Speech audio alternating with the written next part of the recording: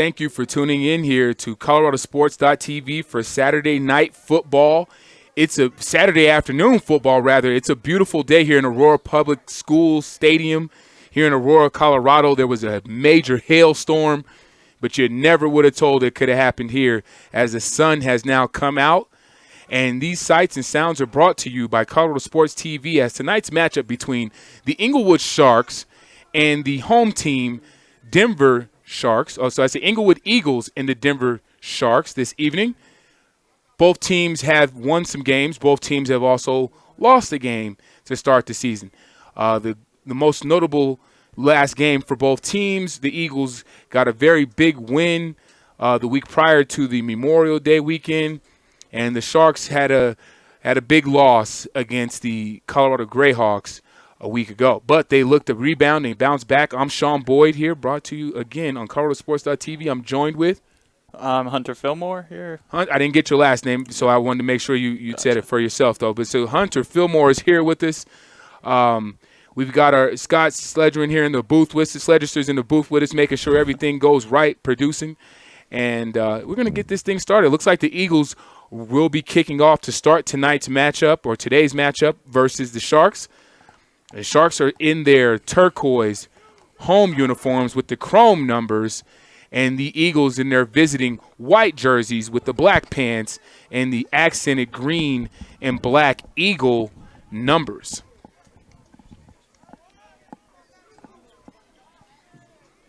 Big-time matchup between both of these teams as, again, they look to see who is going to establish the dominance in the CFC Conference. So it's a big day here at Colorado Football Conference. There's a lot of other games going on this afternoon as well. And this evening, we had the Pirates taking on the Northern Colorado Nightmare. That is at Shea Stadium, or that is at Englewood High School at 5 p.m. We also have the Flames and the Renegades at Cheyenne Mountain at 5 p.m. And then we also have the Outlaws versus the Rage at Shea Stadium at 6 p.m. Those games will be happening today, and so we appreciate you for tuning in here for today's matchup. This is a big game in the CFC. Besides the Northern Colorado Nightmare and the Denver Pirates, it's these two teams that you look for to see who's the best. Some people say it's the Eagles. Some people say it's the Sharks. Well, the Sharks are the reigning champions from a year ago. They went 10-0 with a perfect season, and then they turned around and won the CFC championship to finish up. They also went off to New Mexico to play their bowl game versus the New Mexico Titans, which was a thriller of a matchup. I watched that one here on YouTube. Actually, as Scott Sledger brought ColoradoSports.TV out there for the matchup. So watching these teams get started for tonight, it's going to be an interesting matchup to see. Hunter, what are you seeing thus far? Yeah, as they were warming up, it looks pretty even to me so far. Both teams warming up a little bit, seeing them catching a couple passes out there, but we'll see how it goes. Well, I tell you what, man, I'm excited for tonight's matchup. The sparks are ready to fly. Again, the sun has now came out and blessed us again and dried up all the rain and the hail. And we're ready to get some football as the national anthem wraps up. Both teams have their helmets in the air, ready to do battle, and it's on and cracking here from Aurora Public School Stadium here on ColoradoSports.TV.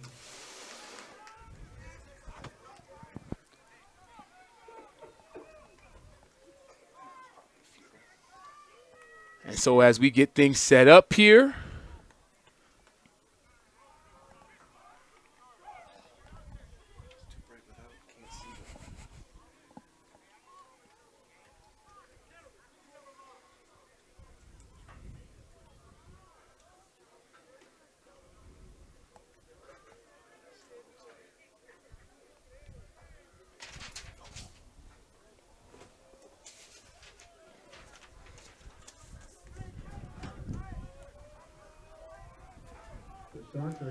we had a 3:30 start, but we had to, again, due to the rain and weather, we had a little bit of a 30-minute delay, and so turned into an hour delay, but we are here, and thank you for tuning in. The kickoff is on its way, or it's ensuing. Our kicker for today, number 32, Alex Juarez. Back to receive.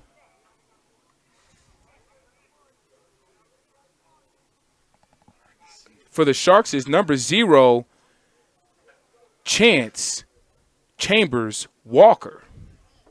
That's a dope 2-3-part name. Chance Chambers Walker. Has utility next to his name, so this guy must do it all here for the Sharks. And he's getting ready. He's back deep to receive the kick. The kick is up, and it's a short squibber, but it's fielded.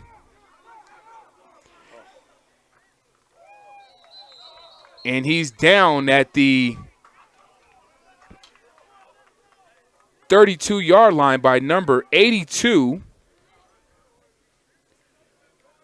And we don't have a number for number 82 just yet. Well, number 82, great tackle on the play. Oh, Matt Lapierre. He's not on the roster here that we have for him, but that's okay. 1st and 10 from the 32-yard line. The Sharks take the field. Denver Sharks take the field in a 3 wide receiver set. Quarterback Jawan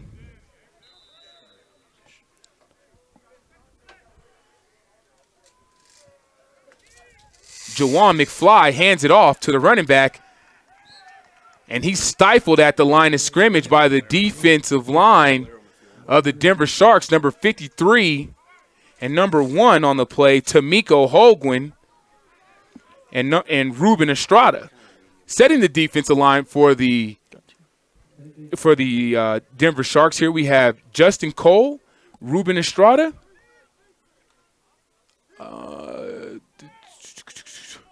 56. I don't have his name just yet, but we'll get to it. So 2nd and 12 on the play. Jawan McFly has 2 wide receivers to the right.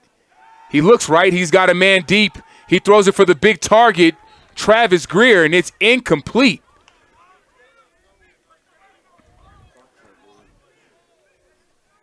Clock has not resumed or started, so we still have 15 minutes left in the game.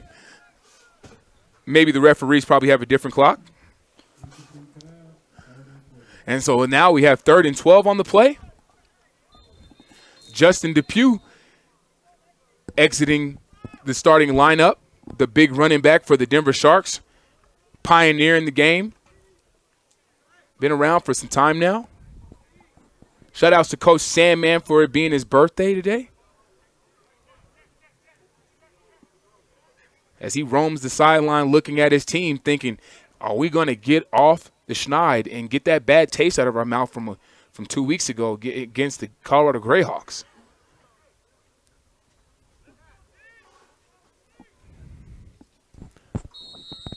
And so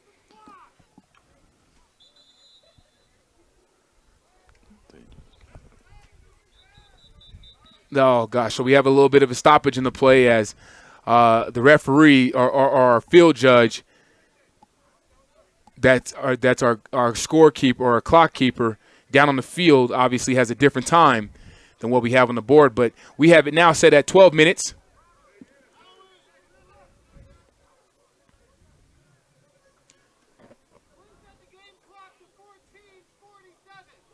And we're going to get the game clock set to 14:47. Get our minds right here as we get ready to do battle. Ain't nobody playing games with these clock keepers today. Let's get it right. Hold up.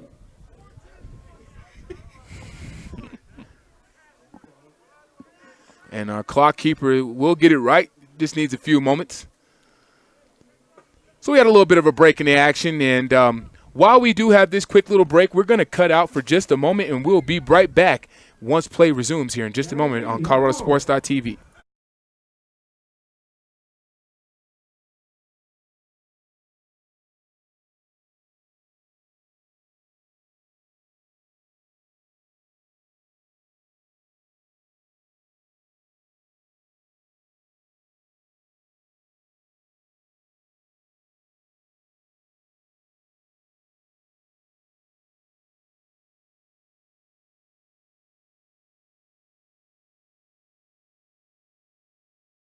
All right, here we go. We're back up? All right, we're back. And we are back here live again from Aurora Public School Stadium.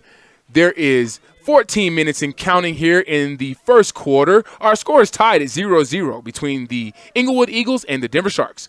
3rd and 12. Juwan McFly's in the shotgun. He drops back to pass.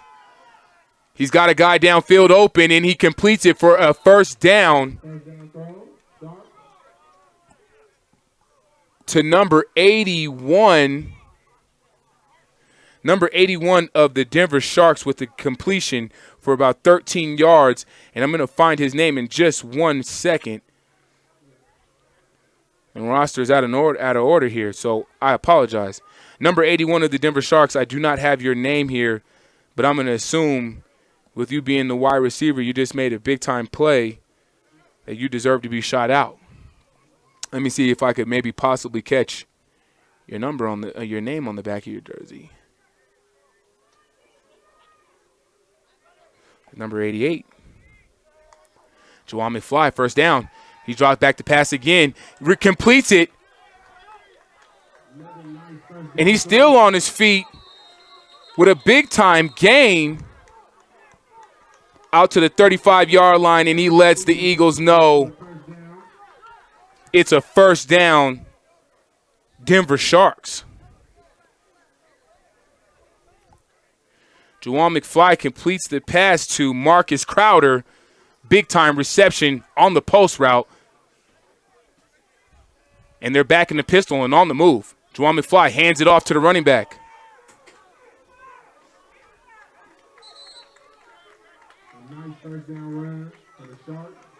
Number 20 of the Sharks here on the carry for another first down. And the Sharks are just doing what they want to at this point. The Eagles came out good, but Noah Wells looks like he's imposing his will a little bit. Don't you say, Hunter? Yeah, it looks like the defense for the Eagles are struggling a little bit, but the Sharks are having their way. They're working the ball down the field. A couple passes completed and a nice run there. Yeah, Noah Wells definitely got behind his blocks and got underneath his pads a little bit and got a first down. And the game continues. So with 12 minutes and 33 seconds left here in the first quarter, it's tied. It's still 0-0. Man in motion for Smoke. He fakes the jet. Actually, he gets the jet, but it's a fumble on the play.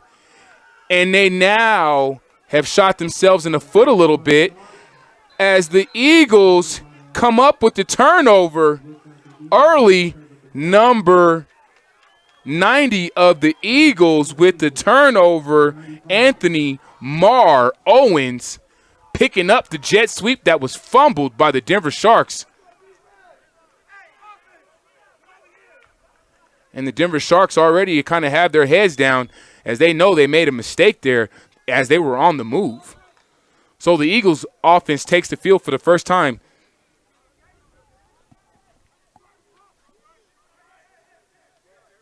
Number 13 at quarterback, Ethan Vasquez. 1st and 10 from the 34. He hands it off for a modest gain by Trey Blake. Gets about 6 yards or 7 yards before he's brought down on the play. And then it brings us to 2nd and 3 from about the 37-yard line.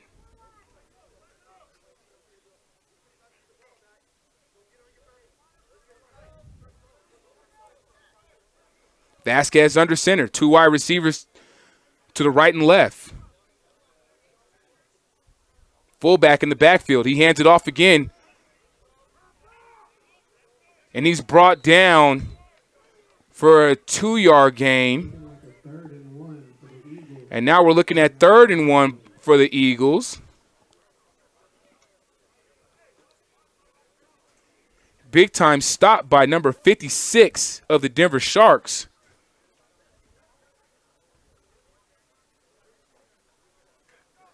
DeAndre Campos.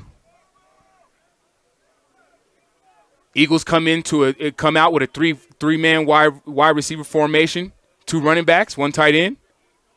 Sharks are crowding the line of scrimmage, and they do blitz. And the Eagles go for the quarterback sweep. And by golly, folks, Ethan Vasquez gets the first down. So the drive continues for the Englewood Eagles. Looked like he got stopped up a little bit there and then broke past. Yeah, he just kept surging, man. And that's a testament to his offensive line digging their heels in and keeping it going. You know, Ethan's a little bit of a bigger quarterback. Ethan Vasquez is not a small guy by any means as he's rocking his Jordan 11 Concords. I can see him from up here. Fire. 1st and 10. He hands it off to number 17. Aaron Knox gets an Eagles first down. 15-yard gain on the play. Big-time run from the Eagles as he's forced out of bounds. And, oh, buddy, if the Eagles get on a little bit of a roll here, they might actually shock the world. Yeah, it's this ground game. They haven't even thrown the ball. They're just pounding him up the middle. Yeah, you know what? And so the Sharks look like they want to use a little bit of an aerial attack. Yeah. Well, the Eagles said, we're just going to put, we already fly, so we're just going to take it to the ground and pound. 2nd and 2 on the play. Vasquez under center. He hands it off. Oh, and he stopped, but not after until that guy gets the first down.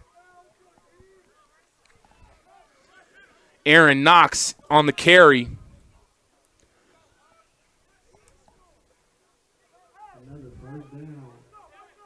DeAndre and Campos. Xavier Gallagher.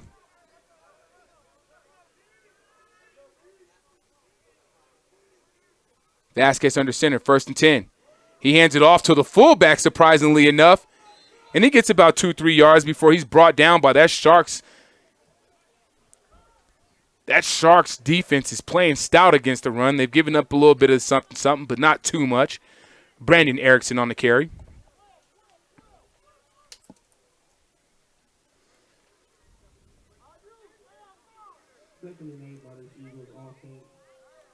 Second and 8.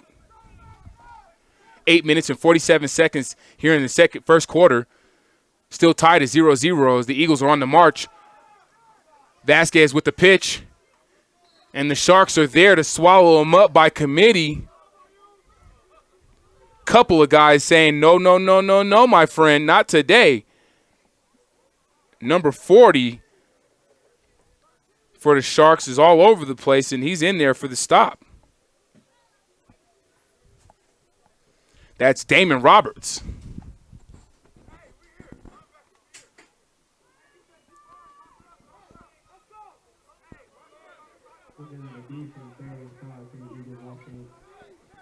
Vasquez still under center. He hands it off again to the running back. And I tell you something there, Hunter. Number 20, Trey Blake, you know, I like him at running back. Yeah. This guy's huge, and he's fast. He gets right to the hole and plays no games, man. Yeah, and you can see that the team trusts him, too. They had 5 yards on that one. They didn't throw it again. They let him go pick up that first down for him and get those 5 yards. And the chains move yet again on the Eagles' first possession of the game. This is amazing. I did not expect the Eagles to come out this balanced. And especially with no passes being thrown yet, they've still managed to get down the field. This is amazing. And I'm going to say it here. The sports books have the game set for today. The spread for this matchup is -4. Vasquez just on a keeper. Gets about 4 yards before he's brought down. So I don't know. This might be a reverse. It might be a reverse cover today, man. Looks like the Eagles may be the ones covering the spread, but it's a long game. And with 6 minutes and 56 seconds left here in the first quarter, we're still tied at 0-0. It's 2nd and 6 from the 31-yard line. The Sharks have their backs against the wall here. Yeah, and with this run game, it just keeps running the clock. It gives them the possession and lets them run the ball down the field. Pushing. Hey, that's it. We're in agreements there, man. We like when the time runs, baby. So here we go. Vasquez under center. He gets the pitch out to number 17, Aaron Knox, and somebody lets him know, one of his wide receivers know that he picked up a great block as he secured the edge for Knox to get around there and get some more yards. So between Knox and Blake, they've got 2 running backs that can literally get them the first down, even on 3rd down. Yeah, they just keep pushing. You get 5 yards of play, and then they're down the field. Boom. So, I mean, hey, if you're the Sharks right now, the home team, you're looking to see how much resilience your team has, how much grit they have to dig their heels into the dirt or into the turf and get a stop here. 3rd and 2.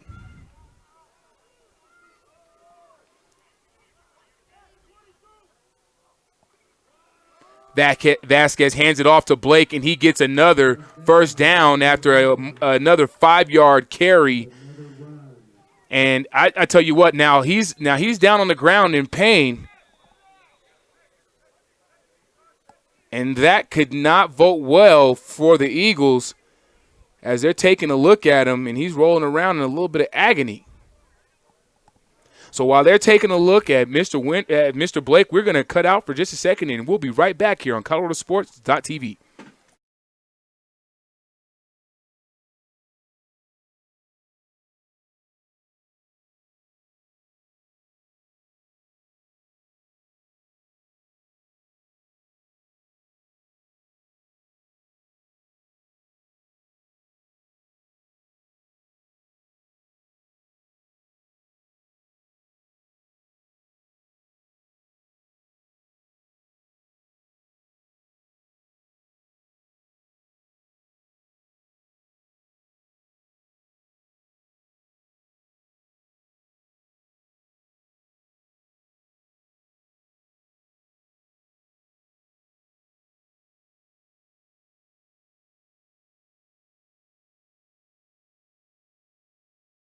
Oh, welcome back here at Aurora Public School Stadium, known as APS Stadium here in Aurora, Colorado, for the matchup between the Denver Sharks, the home team, and the visiting Englewood Eagles.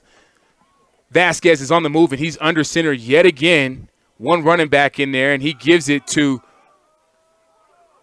the other big-time running back, number 17, Aaron Knox of the Englewood Eagles. And it looks like we actually have had a quarterback change right before my very eyes, and I wasn't even aware of it. So please excuse me as number 12 has entered the game, Delonte Ashley.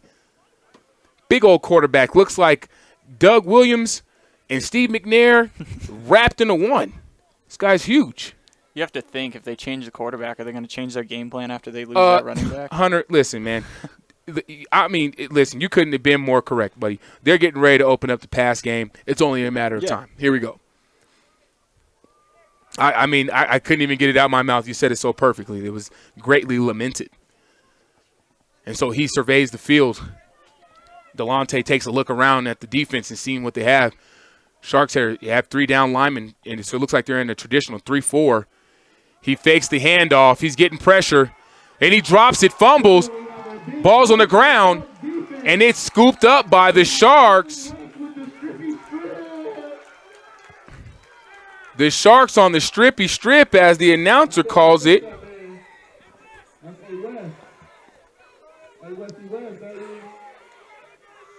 And number 83, number 56, DeAndre Campos is out there getting busy. And they put the right amount of pressure on the offensive line as well as on the quarterback there. And then you see it. They brought out the turnover belt. They put it on. They're over here working it. Hey, that's the passion of football. Whoever started the turnover chain, shout outs to them for being innovative in such a way. Hey, Coach Ramel in the booth. What's up, baby? How you doing? And welcome. And that was amazing to see the Sharks get the turnover after they turned the ball over. Now their offense is back on the field. Let's see what Juwan McFly can do with his second drive of the game. He's got 2 wide receivers to the right and the left, so he's in a dual formation, 1 running back. He drops back to pass. And it's knocked down at the line of scrimmage. Number 6 of the Englewood Eagles, Jacory Cannon, gets up, gets 2 palms on the ball and says, "Not today, my friend."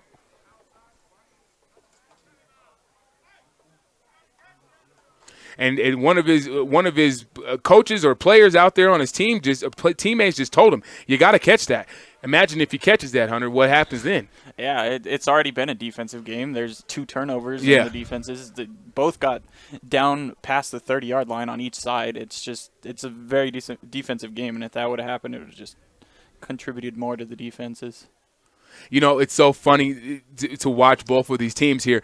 And, you know, I think that – and when I told you before the game, when we were down there watching the warm-up, so I told you, you know, it's going to be hard to pass the ball when it's rainy outside, you know. So thank God that we got a little bit of sun out here today and, you know, we were able to get some clear skies for the game. So now the weather inclement excuse is out of the game. Yeah, it's over. It's sunny now. The field's drying up. It's almost been an hour since. So you're going to have to essentially, I think the Sharks have done right by coming out and passing the ball a little bit just to get the kinks worked out.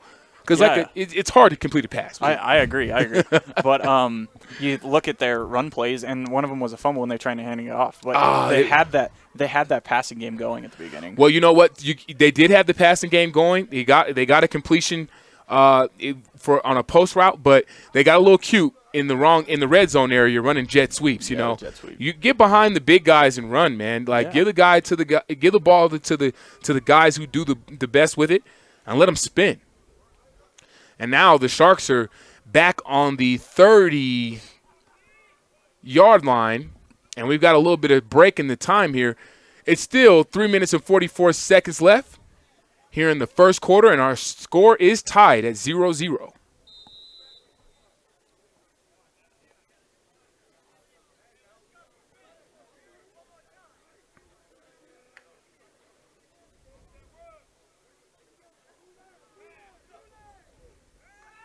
And it's back, and Smoke's back to pass. He's got a guy, and he completes it to him, and he's out of there. 20, 10, touchdown. Number 88 on the catch and score. Andrew Maynard with the big-time score, and that takes us to 6-0 here in the first quarter as he does his celebration. And oh my guys, that right there just broke open the scoring for the game. And so now the Sharks have made the Eagles have to make an adjustment as their kicker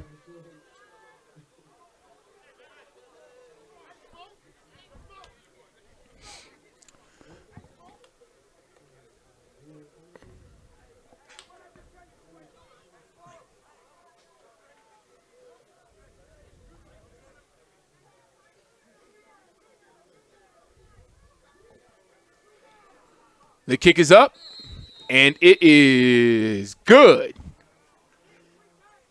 And that brings our score to 7-0 as the Denver Sharks have opened up with a first quarter touchdown from Jawan McFly to Andrew Maynard. And, folks, that was a 70-yarder, just so you know. It took a little bit for it to develop, but, you know, he found the guy coming across the middle of the field on a deep cross, and Maynard just took it the rest of the way. After he got the ball in his hands, he was not to be denied. Yeah, it's that pass game. The Sharks comes out and scores the first touchdown. And we were just talking about that. Yeah, that's what we were looking at the beginning, too, and then they get it going again. Unbelievable. So now we got the Eagles, with no pun intended, they said that they're just going to be fly on the ground and run the ball. And then the Sharks said, we're going to be the team that comes out and works out the kinks on the passing game right now. And it paid off early as they now have a 7-0 lead with 3 minutes and 23 seconds left. It's going to be a barn burner, or is it just going to be one of those games where you only need 7 points to get the win?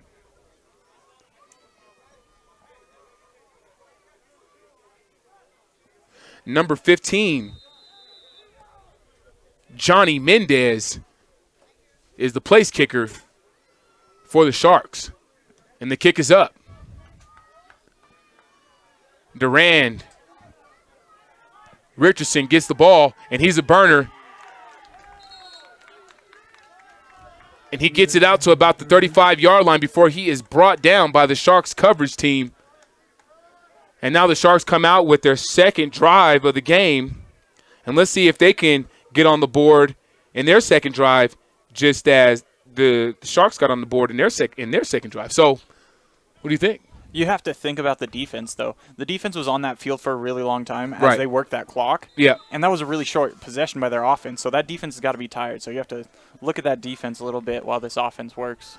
Well, you know what? I mean, both teams are going to have to deal with deal with the attrition of the game, and hopefully you have enough guys to go both ways for both sides of the ball. Handoff is stopped and swallowed up. And that defense says we have no problem. Campos says, I'm here. Riley says, I'm here. Defensive end number 8, Riley. Guy's been around for quite some time, making noise, beating people up on the football field and letting them know that you can't stop me. The Denver Sharks host a bolsterous defensive line when they're all healthy at one point in time.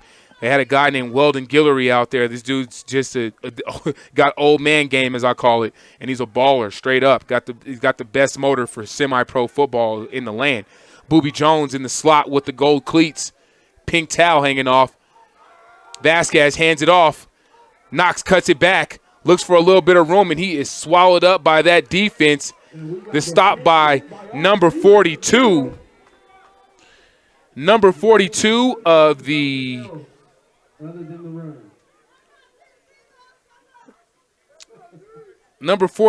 Sharks is R.C. Ryan Collins. And he got up looking for somebody like, hey, is anybody out there that could block me? Because I'm in here making a play by myself. One bed.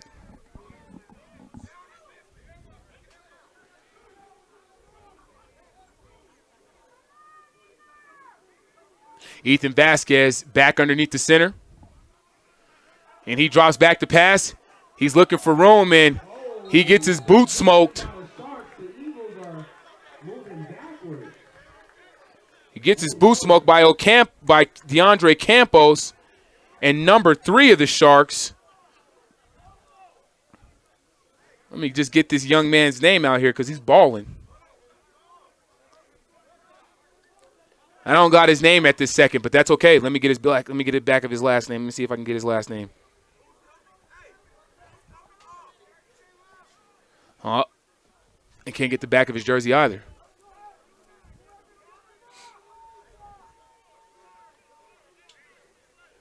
But I do know he's number 3. And so back to receive the punt for the Sharks is number 19.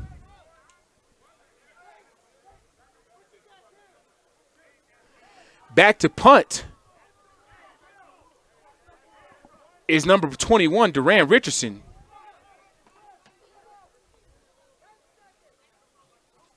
'19 is Jonte Gadsden of the Denver Sharks.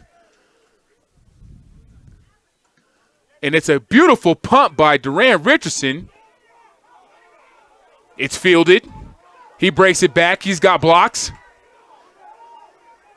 And then he's just swallowed. He breaks it back again. And it's a big-time block. And then he's just brought down, and the Eagles said, no more of this. Stop all the running. And he's brought down at the 35-yard line, and we have a flag on the play.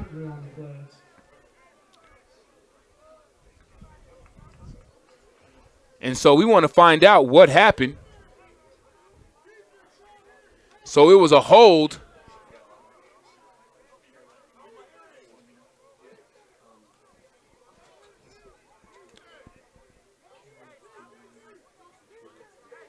So we have a personal foul penalty for a blindside block on the Sharks, and that's going to push them back 15 yards before they start their drive, as the white hat calls it. Okay, I'll see you in a little bit. All right, sir.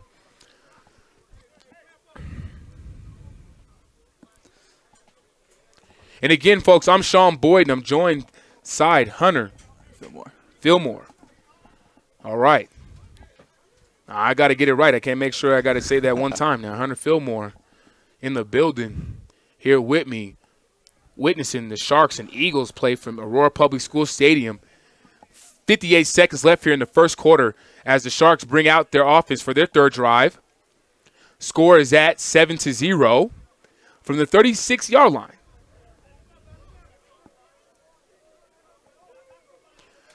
Smoke is still in the shotgun formation, pistol formation. 2 wide receivers to the right, 1 to the left.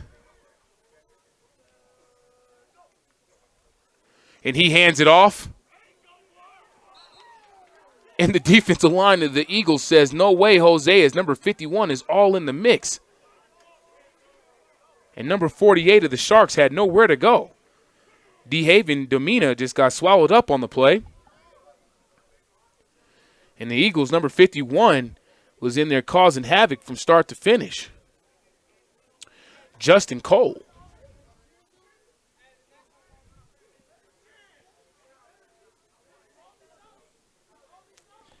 And it looks like we only have 24 seconds until halftime. Oh, no, in the first. In the first, excuse me. Yep, so the first quarter is running down.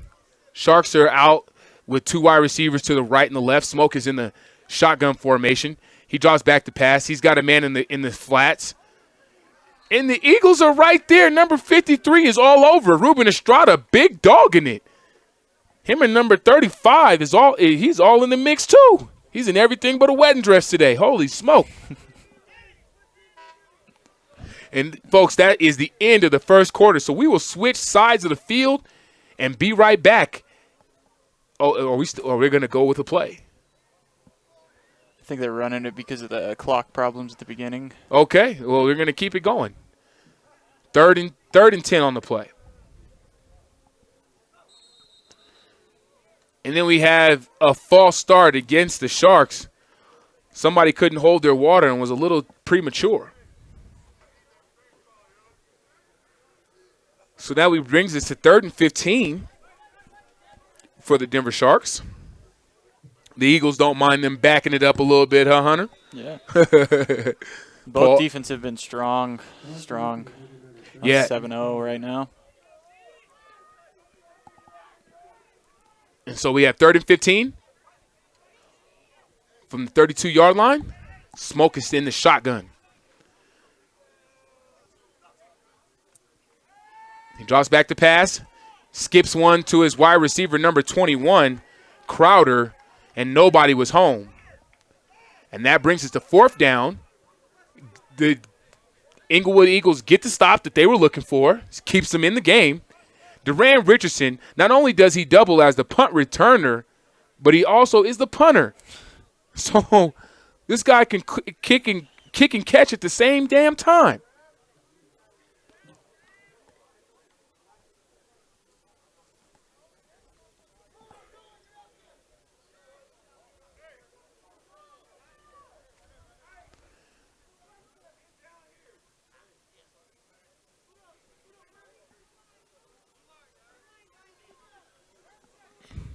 And here we go. Mendez is the punter. And he gets a booming kick out there himself. Duran Richardson fumbles and it's recovered by the Eagles. Oh, by the Sharks. Oh, no, they're giving it to the Eagles. Duran Richardson was able to get back on it and save his team.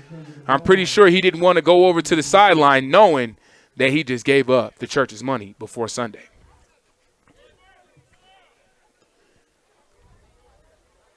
So the Eagles come out onto the field. Starting quarterback this time around, number 12, Delonte Ashley. Now, Delonte did turn it over the last time he was out on the field when they actually had a good drive going. Do you think that he can bounce back? And what is his mindset when he's looking to bounce back from that, Hunter? Well, you always want to talk about a short memory. Yeah. Have that short memory and get back on the field and try and produce for your team. Absolutely. Here we go. He's back under center. One wide receiver to the right and the left. Standard formation, 2 tight ends, and 2 running backs. Ashley drops back to pass. Oh, and the ball's out yet again. And the Sharks come up with another turnover. Number 47. Number 47 of the Denver Sharks with the turnover, Allen West, has come up with his second turnover, forced turnover, that is, of the day. This guy is all over the field as well. He's covering the spread like mustard. And here we go. And the Sharks are fired up in their turquoise uniforms with the matching chrome Sharks on the helmet. We'll be looking for an adjustment soon.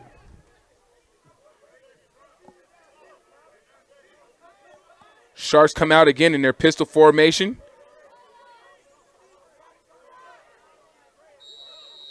And we're going to have a timeout as the Sharks need to get situated, and they're not sure who's supposed to be on the field and who's not yet. So, with the mini break in the action, we're going to take a little timeout, and we'll be right back after the break.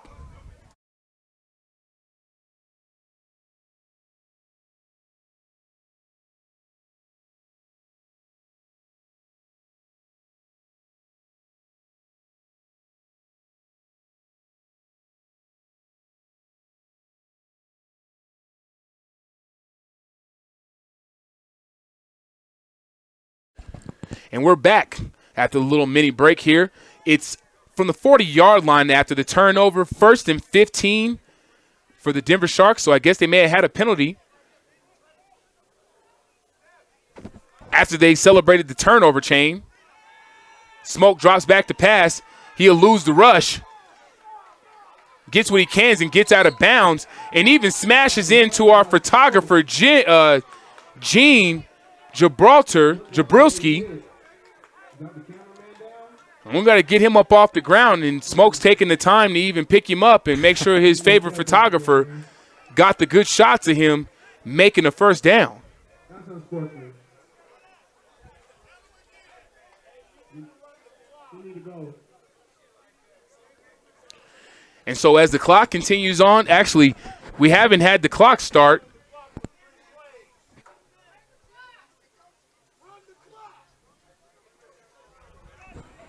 Our clock operator has been a little bit behind the buck today, and our clock still hasn't started.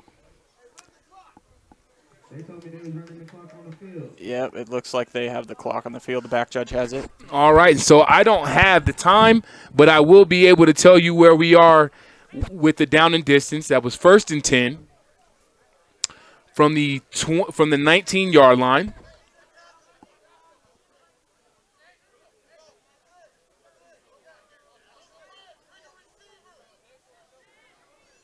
Number 32, Travis Greer enters the game at wide receiver for the Denver Sharks. The Eagles' defensive line, just the defensive starters, I'm going to go through Tamiko Holguin, Christopher Jackson, Francis Kentris, Anthony Marr Owens, Dan Fenatizel, Deshaun Ray, Durand Richardson, and Danny Salas.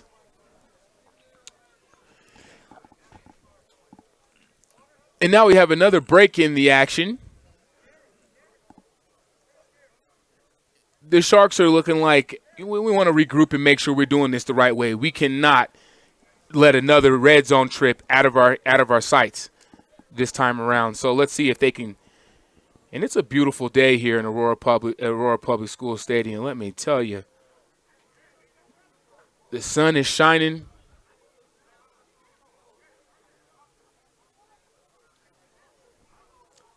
Stands are getting a little bit filled. It looks like it's the end of the first now, and we're switching sides. So,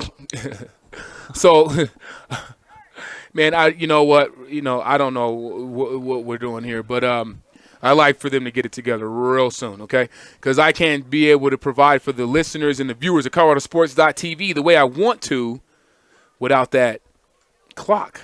But we're going to maintain and manage this thing. We're not going to let it stop us from doing what we do best, and that's call a game. So as they switch sides of the field, the Eagles now are the team with their backs against the wall and praying that they don't give up another touchdown here, because I got a feeling that if they give up another touchdown, that just might be the finishing touches on this game. Yeah, it's going to make it a lot harder once you're down by 2. Both teams have had a little bit of stumbles with turnovers and everything, but let's see what can happen.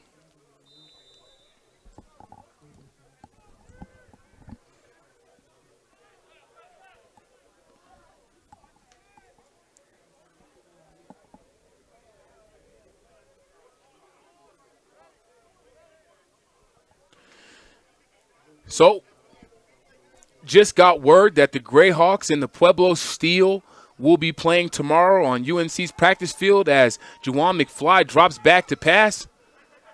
He's looking for a guy open, and it's turnover. It is picked off.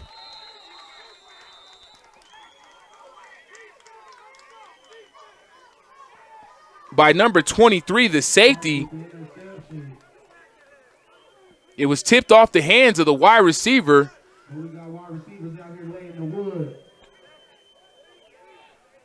And number 23, if I could find your name here, buddy, I will shot you, but I can't find it. Deshaun Ray comes up with the catch and the turnover that gets the Eagles another set of downs here in the second quarter. Now, our field judges will be keeping the time, and so we won't necessarily be able to give you the time, but we will be able to give you everything else. Look to Allen West for another strip sack.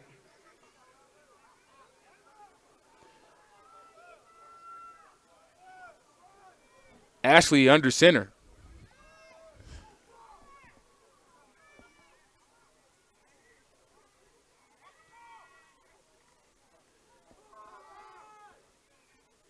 And he gives it to number 20, who's back in the game. Trey Blake reemerges after the minor injury.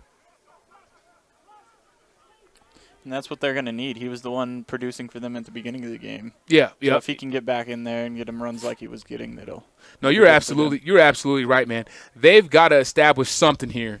And if you can establish just maybe even a hint, okay, just a hint of what you duplicated, if you can duplicate any of that first drive, they might be on to something. But we don't want to put too much past them, and they did get the stop that they were looking for with their backs against the wall. And so he hands it off again. Blake kind of surges, does a little dipsy-do, and somebody is out there laying the wood. Number 43 of the Denver Sharks is out there talking about let's go as he brings the hit stick, Mr. William West. Hit somebody with the hit stick, and the Eagles fumbled the ball.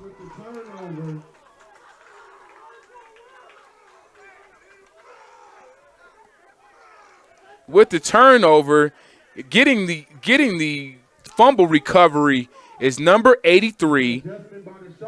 Coming out the bottom of the pack is Clayton Chambers. I said drowning in this water.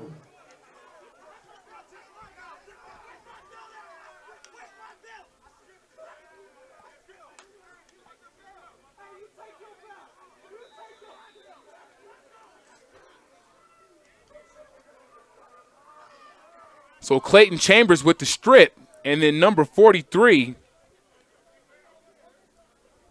with the recovery. William West.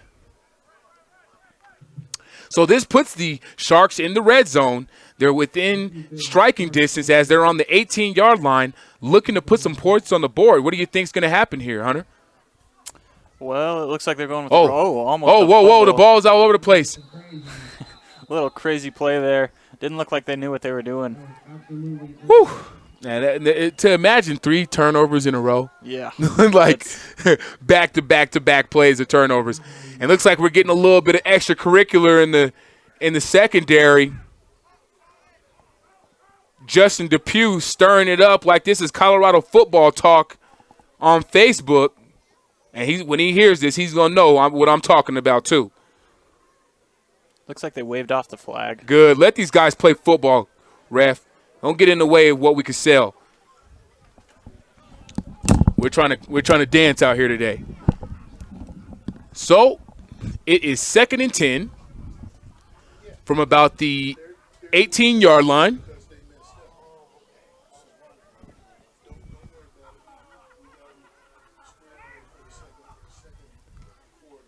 Smoke gives a pitch to the running back. And that's a great run by number 48. And that's before a penalty. And so DeHaven Domina with a mean run almost got another first down there, and I can't believe that they're gonna potentially call it back, which kills the momentum in which these Sharks are working with.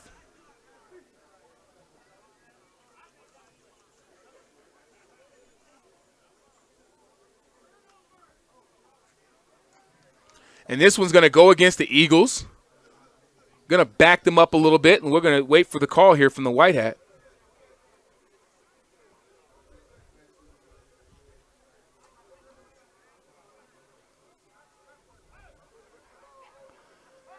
And no explanation on the call. Just another Sharks first down. And then we have a timeout by the Englewood Eagles. And so while they're taking a timeout, we're going to take a timeout here too. Come back for after the break here on ColoradoSports.TV.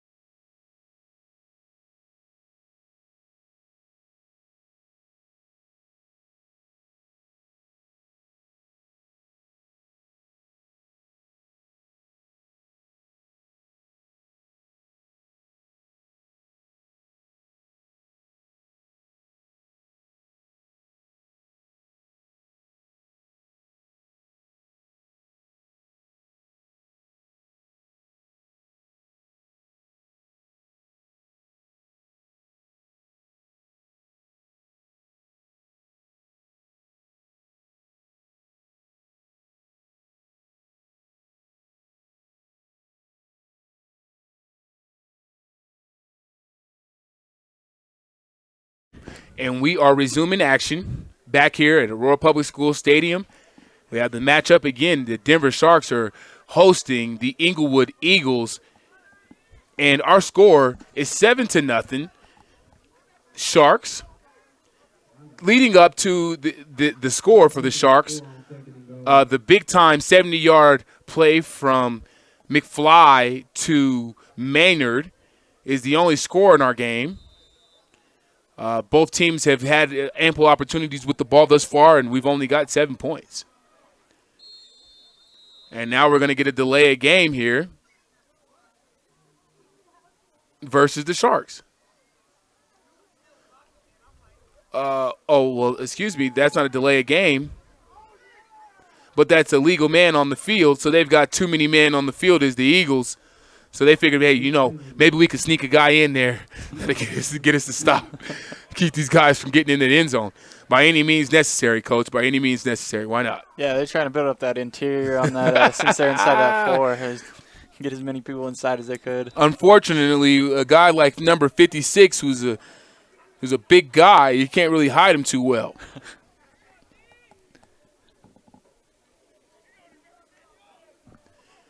So the Sharks get even closer. They're inside the 5-yard line. Smoke hands it off, and it's a touchdown.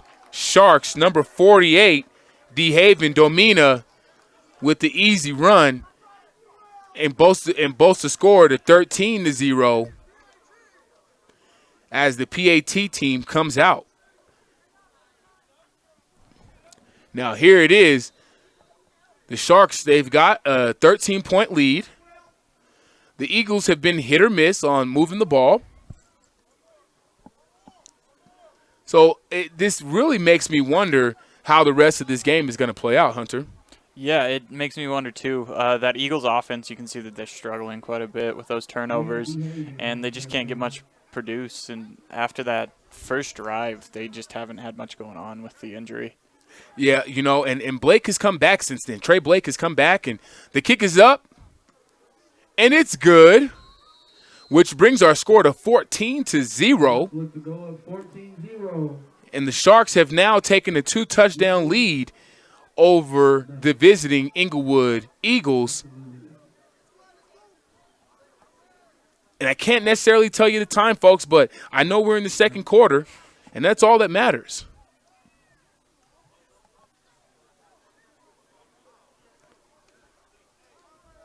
And so the Eagles, you know, now that they've gotten themselves into this little bit of a hole, we'll see what they do to get themselves out of it with their fourth ensuing drive.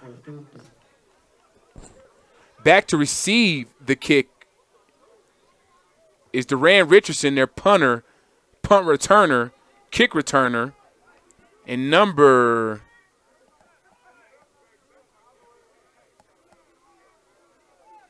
87 of the Eagles, Reggie Cotton. Back to kick for the Sharks is Mendez. Johnny Mendez. Call me Mendez. Johnny Mendez.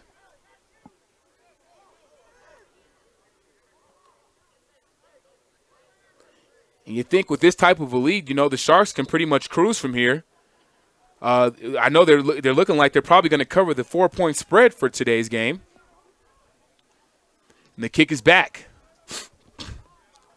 Cotton's back to receive. He fields it clean, gets a little bit of a block.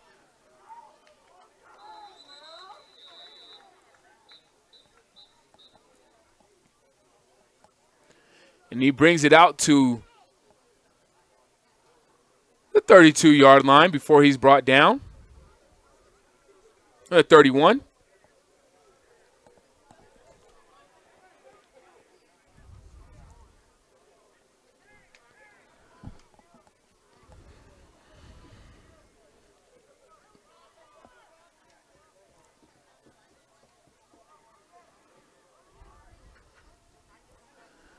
And so we got 1st and 10 from the 31-yard line. 36-yard line as the referee readjusts the alignment and brings it up a few yards, giving the Eagles a little bit of confidence, hopefully. So it's 1st and 10 from the 36-yard line for the Englewood Eagles. Sharks come out in their traditional 3-4.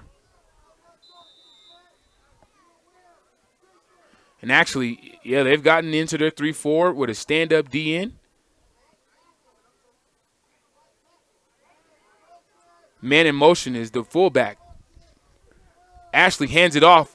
Knox turns it up and gets about 5 yards before he's brought down on the play. That's a nice gain, getting out to the 41-yard line.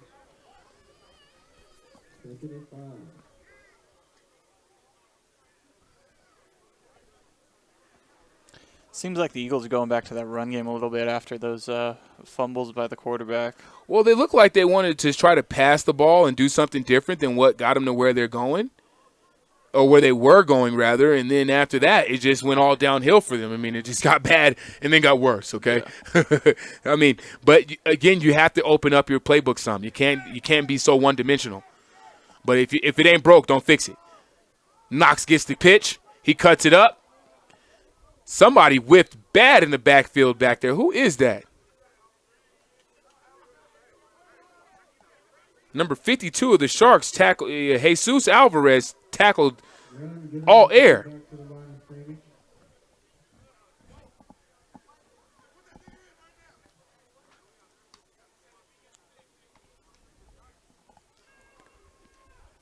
It got extreme penetration. Jesus got extreme penetration in the backfield. Just couldn't come up with the play. Knox made a better move to make a miss.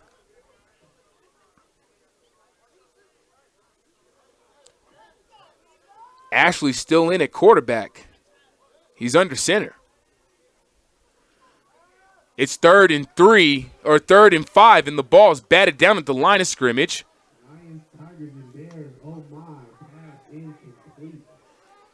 And that pass falls incomplete as it now is 4th down.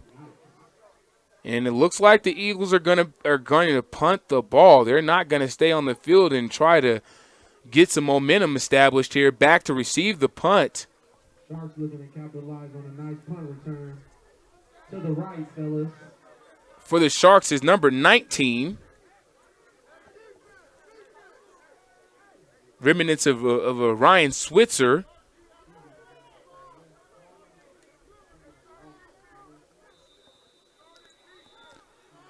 And it looks like we got a timeout by the Eagles. Eagles just have to get themselves together any way they can at this point. They're like, Lord, help us out over here today. So while they take a break, again, we are going to go to a quick timeout, pay a couple of sponsors, and we'll be right back after the break.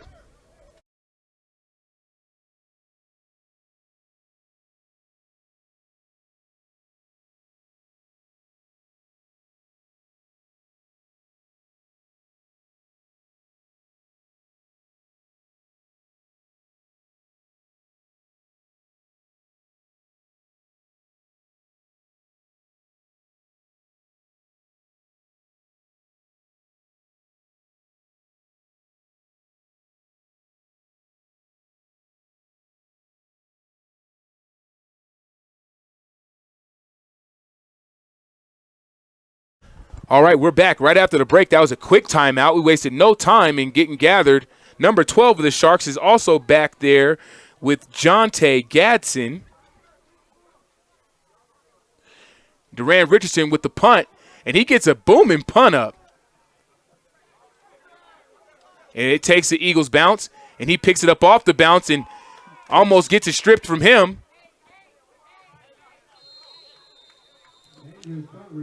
And they are brought down inside of the 17-yard line, and I guarantee this foul goes against the Sharks, which is going to back them up to the 2-yard line. Yikes.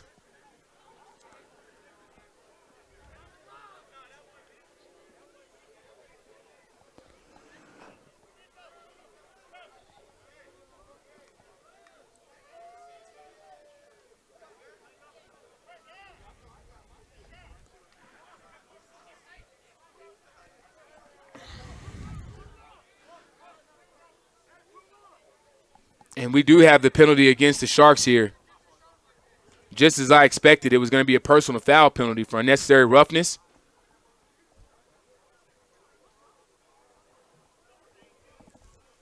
Number 18 of the Sharks is looking to explain his position on why he may have hit the dude a little bit late and made the guy pull a Vlade Divac and flop all over the place, and that's Marquill Jones with the penalty.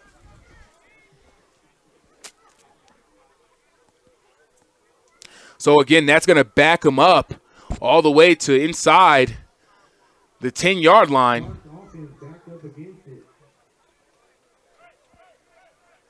So let's see what the Sharks can manifest here as they start deep in their own territory.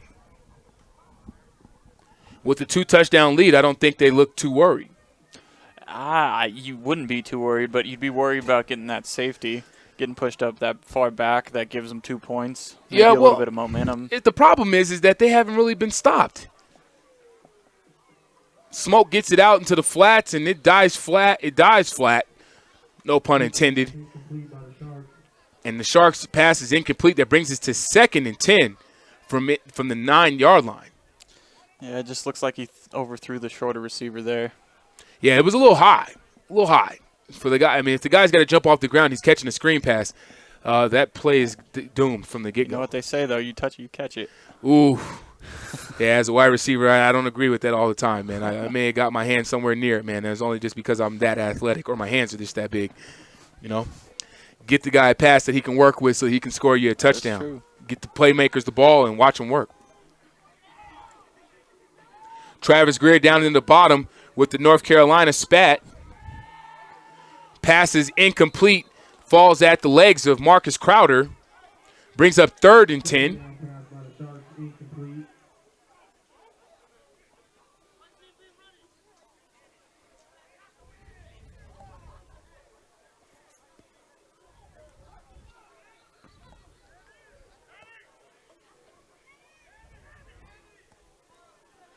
Justin Depew is exiting the game, working the running back rotation with his guys. Got 3rd and 10. Eagles come out in their 4-3 formation.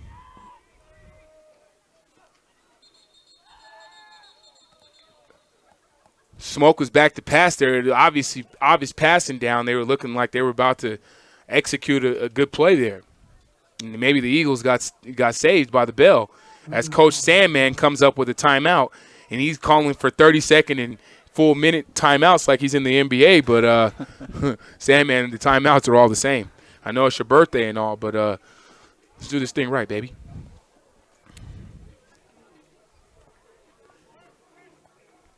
So we've got a little bit of break in the action again. We're going to come back right after the break, so stay here for the rest of the second quarter here on ColoradoSports.TV.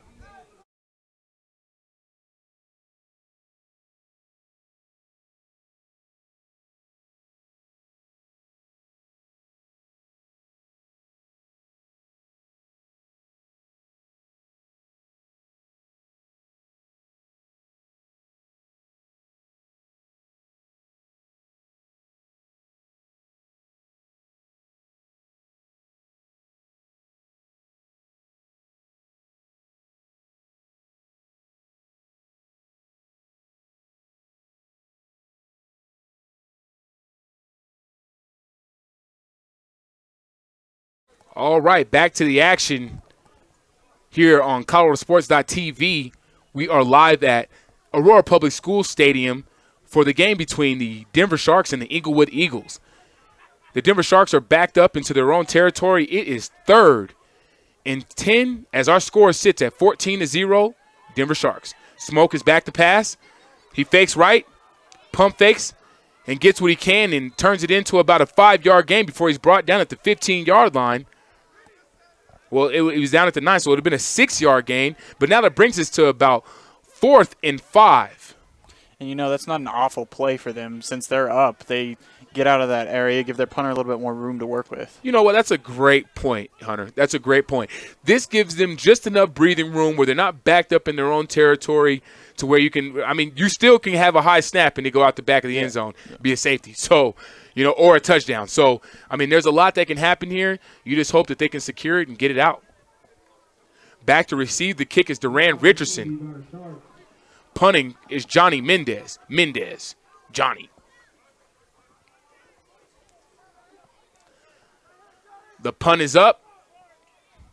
It's a little bit of a torpedo. It takes a bounce, and Duran Richardson catches it off the bounce and is smashed and swallowed up by that Sharks punt coverage team. And he goes nowhere. That's about a 2-yard gain for Duran Richardson as that Sharks defense says, "Hey, come here, boy." Notice the return men aren't afraid if they have a couple steps that they can see. They'll pick that ball up and take most it. definitely. Most definitely. They're kamikazes. So you got to kind of wind these guys up and watch them explode. You want to be crazy like that. Knock yourself out. Booby Jones is in the game for the Eagles with the gold cleats, Under Armour. Oh, Cam. He's got those cleats on today with the pink towel dropping out. Switched over from quarterback, now playing wide receiver and tight end. Is Booby Jones still getting the job done. Shout-outs to him. Man in motion for the Eagles. Ashley still in at quarterback. He hands it off, and there's nowhere to go. It's stopped at the line of scrimmage. Xavier Galligan doing what he used to do when he played at Rangeview High School. He's back on the old field where he used to put that work in. And he's going to come out for a second after making a big play. Stay in the game, old-timer. Stay in the game, pro. That's my man's right there. I ain't even going to hold you. 2 wide receivers to the right and the left for the Eagles. Sharks are in there 4-3. Crowd in the line of scrimmage, showing blitz. Ashley gives a handoff, and he's stifled at the line of scrimmage yet again and brought down on the play by number 12 and number 40, Roberts. Just clogging the play up and making sure that he gets nothing, but it's 3rd and 7 for the Englewood Eagles from about, they have crossed the 50-yard line, so they are now on the other side of the 50, and they are at the 44-yard line of the Sharks. It's tied. Score is still sitting at 14-0.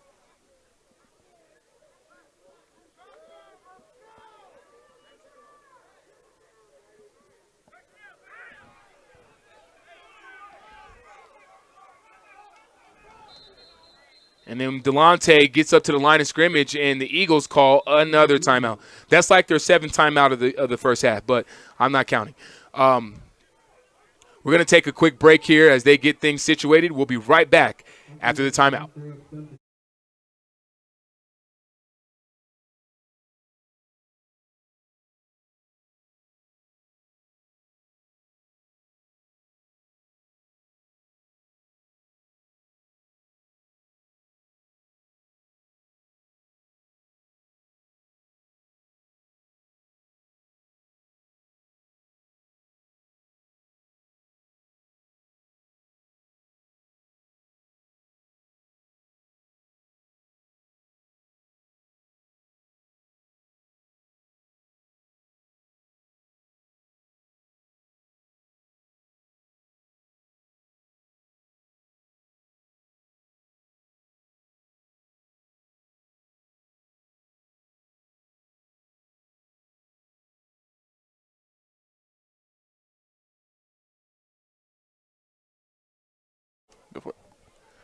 All right, and we are back here at ColoradoSports.TV after the timeout by the Eagles.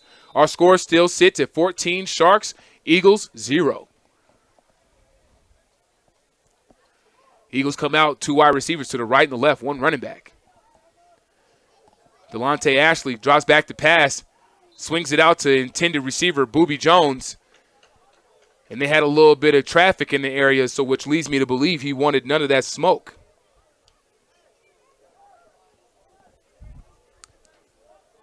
Sharks were in hot pursuit.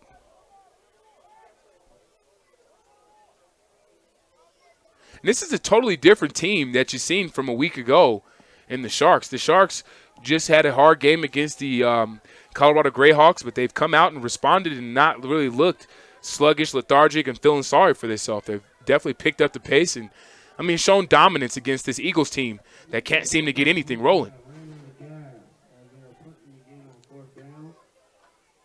Durant Richardson is back to kick.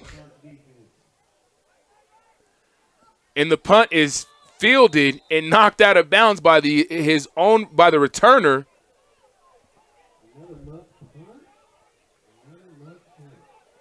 I wouldn't even call that a muff just because it served its purpose. It went out inside the 5-yard line, down by the Sharks. It's not necessarily the purpose you want, though. You get a return, get a little more yards on that. But no, well, I'm saying from the Eagles' standpoint, yeah, you can't necessarily call that a muff just because the guy got it out there and he didn't field it clean. The returner dropped it and kicked it out of bounds. I don't know what he was doing there. Nonetheless, he put his offense in a bind, and now they're backed up on that goal line again. They're backed up on the 5-yard line again, and things can get a little crazy when it works like that. Let's see if the Eagles have a defensive stand in them, or maybe even a defensive stop that can put their offense in position to put a score on the board.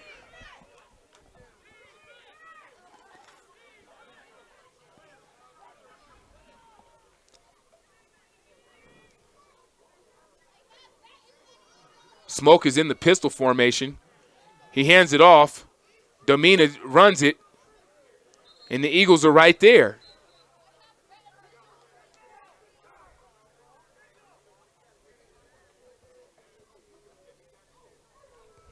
Eagles say, "Hey, we got a little bit of heart. We got a little bit of grrr in us, a little bit of fight." And you think about it, they get a stop here. They still have a whole another half.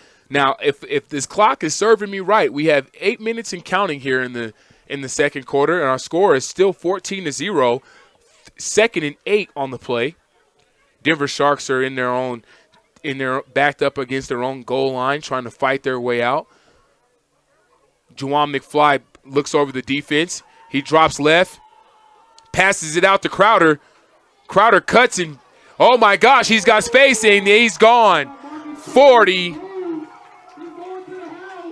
30, 20, 10, touchdown, Denver Sharks. That's a 95. That's a 95-yard touchdown on the play. And oh boy, After the 95-yarder,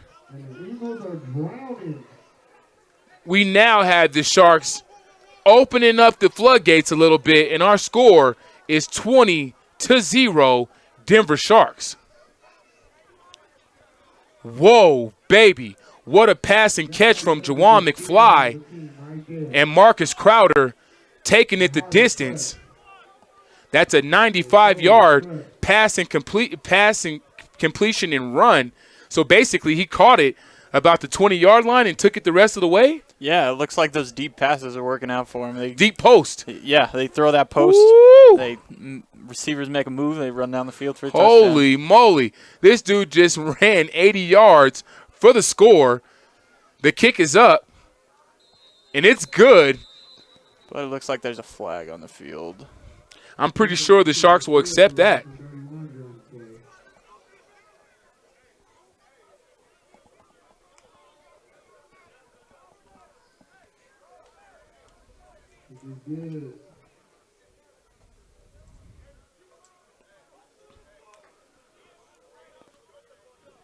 What a pass and catch.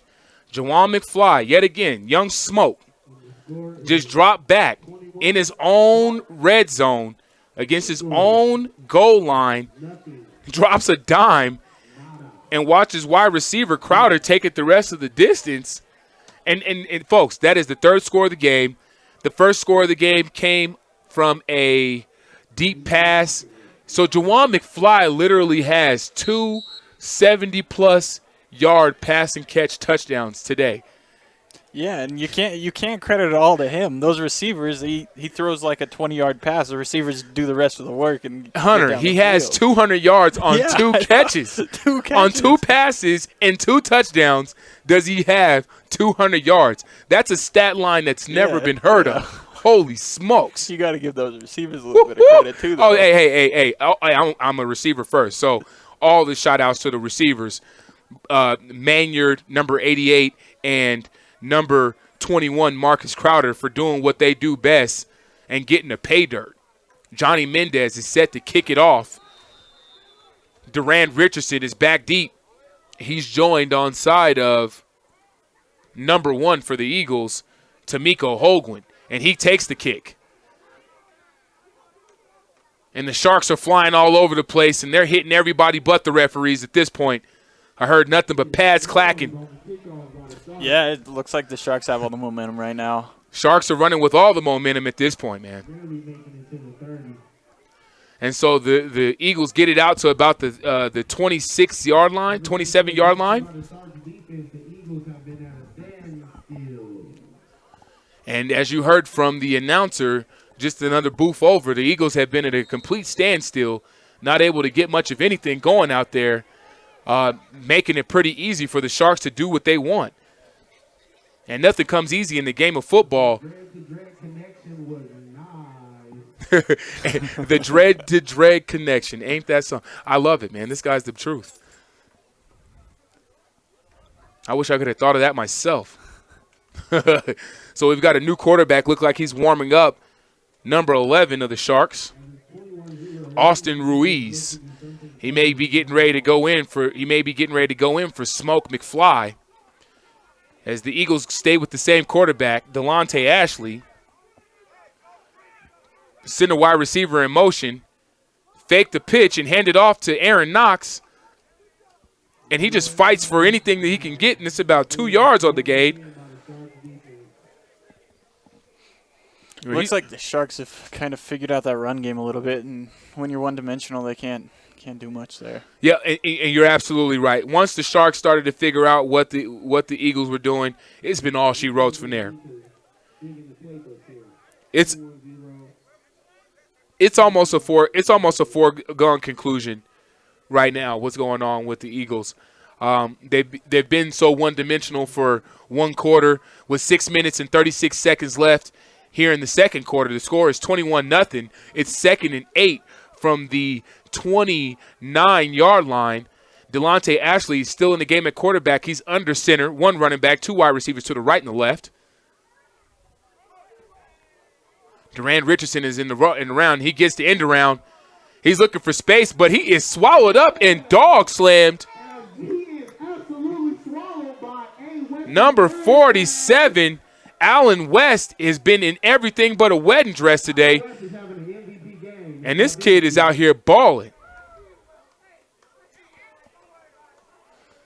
He sniffs out the end around by Durant Richardson and says, come here, dog.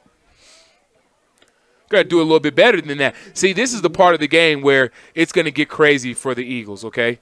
Like, we may get to a running clock before we do anything else, okay? Because, you know, I set the spreads for today's game, and I posted them up in the Colorado Football Talk page. And, you know, nobody hollered at me and said, oh, my gosh, I don't believe that my team deserves that spread. But, you know, I gave the spread for this game a -4. I thought the Eagles wouldn't, you know, lose by more than a touchdown. But this one's getting way out of hand. Yeah, and as we talked about at the start of the game, it looked like they were pretty even coming into the game. Yeah, well, I mean, you know, even is one thing, but we all knew. You could just tell from the makeup the whole team was just had a little bit more in their pep in their step. And then we have a sack on the play. Mr. Collins gets up, flexing his muscle.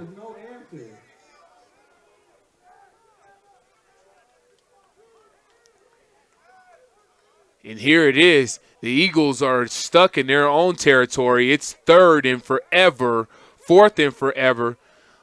As they get set to punt, Durant Richardson is back to punt.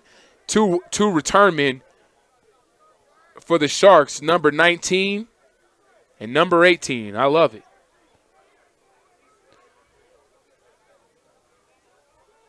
Number 18, Marquil Jones. And number 19, Jonte Gadsden. You were going to say something, Hunter? Yeah, it looks like McFly has his pads off. Yeah, he's coming out, and Ruiz is warming up. He's going to be the starter for the second half, and it looks like he's going to cruise this one to victory. And number 18, Jones just gets what he can, and I guarantee there's a block in the back coming against the Sharks, or a blindside hit that came against the Sharks, which is going to mean that this is going to come back.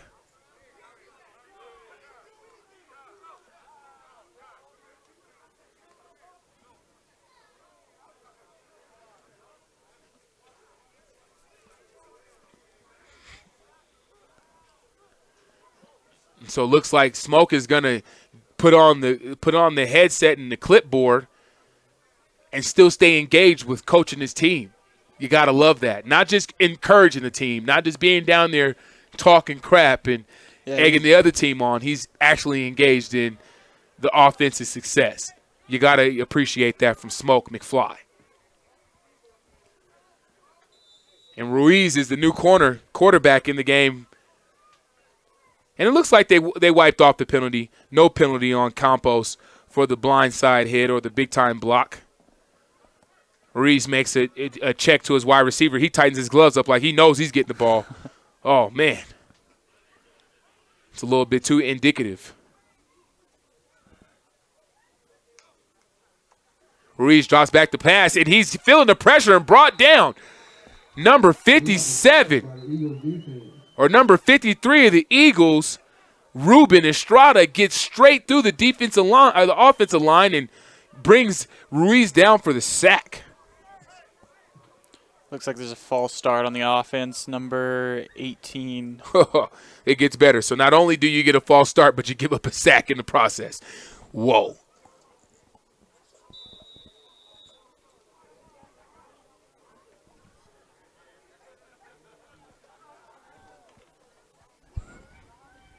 And so that brings us to 2nd and 20 from the 44-yard line is the Denver Sharks. 2 minutes and 16 seconds left here in the second quarter. Man in motion. 2 wide receivers to the right and the left. And 1 running back for Ruiz.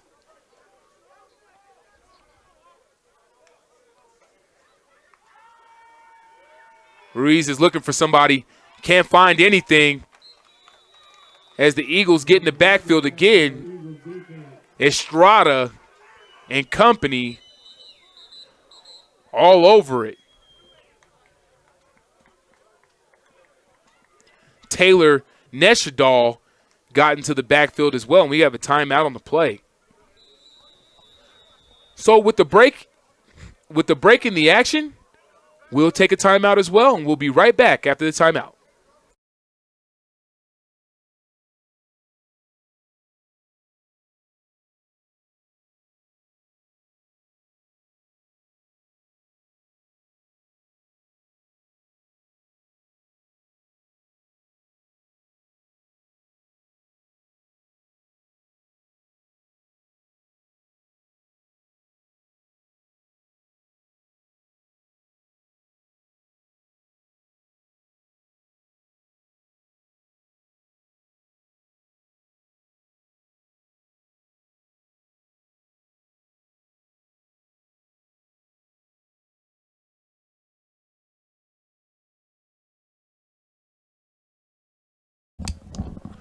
And we are back. It's 3rd and 2 miles for the Sharks. And he's sacked again on the play. Nobody home. Number 90 on the big-time sack. Anthony Marr Owens just put a beat down on the quarterback, Ruiz. He's been sacked 3 straight times in a row. And again, like I said, I think the Sharks may have prematurely made the quarterback change.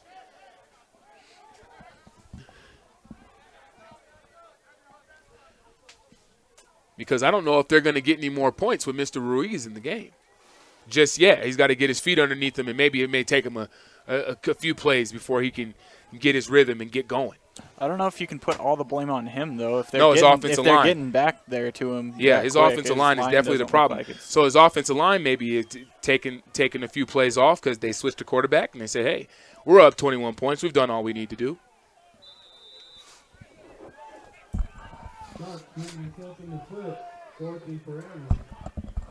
And now with the Sharks taking the proverbial Yosemite Sam pistols and have now shot themselves in the foot, they're on 4th and a green mile. And what a punt by Mendez as he gets it out, and it was touched and tapped. And the Sharks get it, but it's out and down at the 44-yard line with 1:20 left here in the second quarter. Sharks still lead 21-0 over the Englewood Eagles.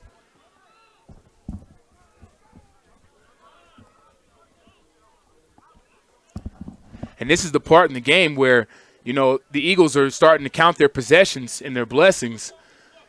And if you don't take advantage of them, this game will be over sooner than later. Because I don't foresee the Sharks shooting themselves in the foot more times than the few times that they have. They played a pretty clean game so far. Especially on the defensive side. That's been the defense that's held them up mostly, and then the offense getting those big plays to get the scores. Oh, for sure. Eagles hustle to the line of scrimmage.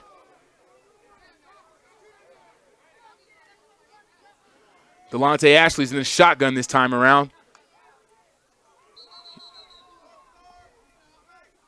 And then we have a little bit of laundry on the field. And we're waiting on the call from our white hat official.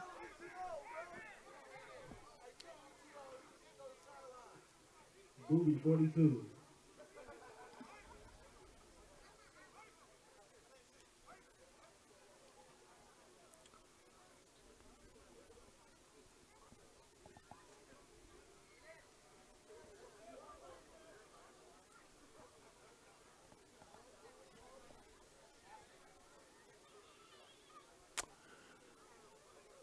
And so we have a false start against the offense. Going to push them back 5 yards. In the second half, the Sharks fans want to see James Ray. If we can make that happen, we want to see James Ray.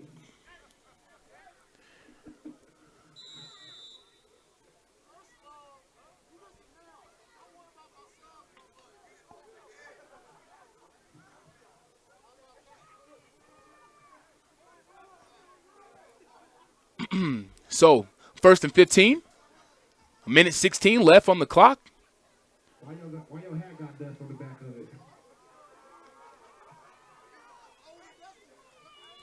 Delonte Ashley's in the Shotgun, he drops back to pass and just sails it over his wide receiver, Brandon Erickson.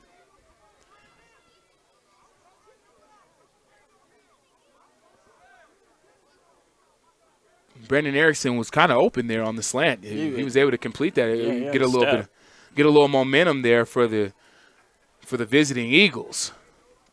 But the game is coming hard. I can't remember a time that the Eagles completed a pass, though. They have not completed a pass yet today. So, with that being said, it's about time to get off the schneid a little bit here and open it up.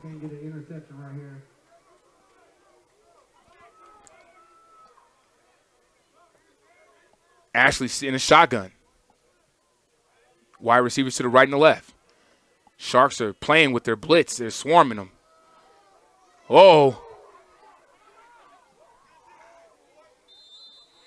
And the pressure from Allen just flatlining Ashley. And he just lays Ashley on his back, and Ashley looks up like, what Mack truck was that hit me? Did anybody get a license plate for that Mack truck? With minute 7 left here in the first half, we have 3rd and 15 from the 39-yard line.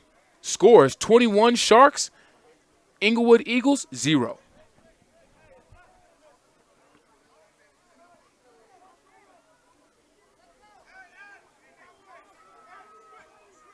I think the Eagles offensive line has an answer for Allen West. And it's out and completed to the flats to Booby Jones. And he's out of bounds after a nice gain. This is about an 11-yard gain there. Yeah, there's the reception we were talking about. Yeah, getting started. Just getting a little bit of cohesion and a little bit of opportunity here as the clock needs to run. Oh, the clock did stop because he got knocked out of bounds.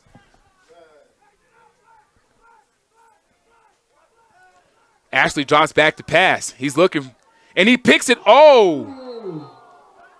I thought that was an interception by the Sharks defense, and he drops down and gets his push-ups on.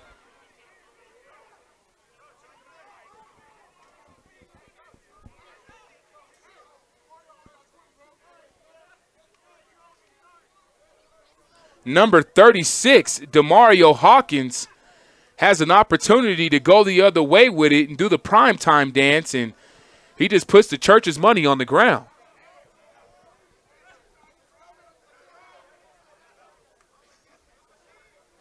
It, however, was a turnover on downs in the Sharks' ball now. And now the Sharks are back on the field. That was 4th down, and kudos to the Eagles for even going for it on 4th down and not having the quit mentality like, you know what, we haven't had much go our direction thus far. Let's just go ahead and punt it back to them and hope we can get a stop.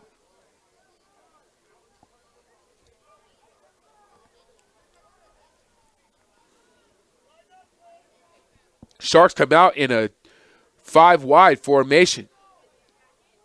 3 to the right, 2 to the left. Eagles are not in press coverage as they are afraid of the deep ball at this point. Ruiz is back to pass. He finds a guy underneath, and it just skips off his hands.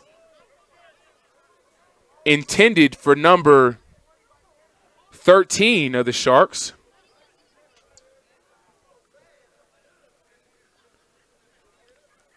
Brings us to 2nd and 10.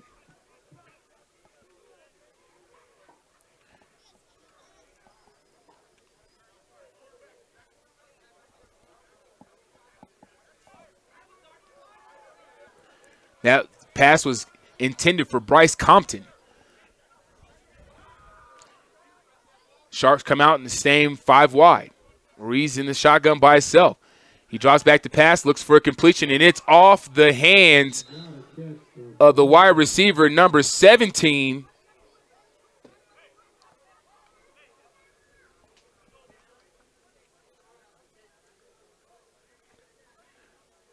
And number 17 has a unique name. I like it. Michael Richardson.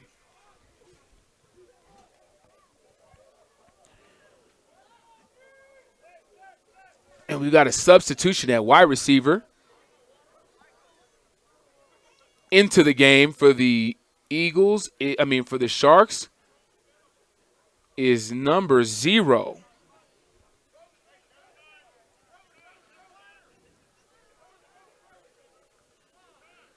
He subbed in for Travis Green, Chance Chambers Walker.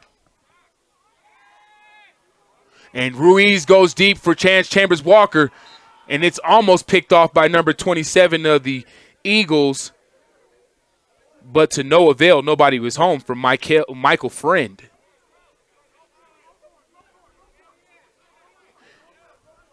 And it's 4th down in the game with 53 seconds left. The clock is stopped as we've had like 4 or 5 incomplete passes in a row.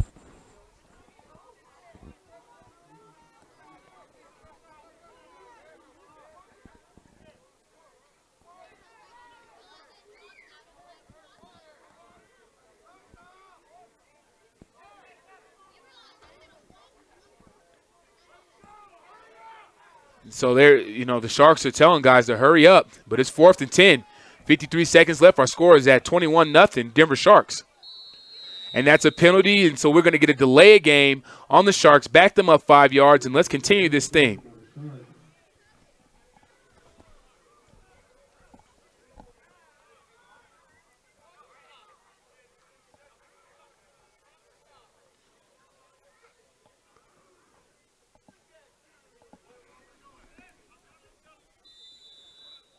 So here we go. 4th and 15 from the 44-yard line. Ruiz drops back to pass. He's getting pressure, and there's a penalty.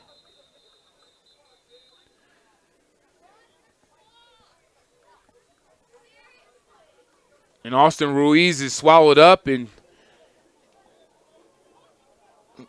I want to say it's a 1st down Eagles after the turnover on downs. So not only did he not get it to pass off, but he was swallowed up on 4th down. And this kind of puts the Eagles in position as the clock continues to run.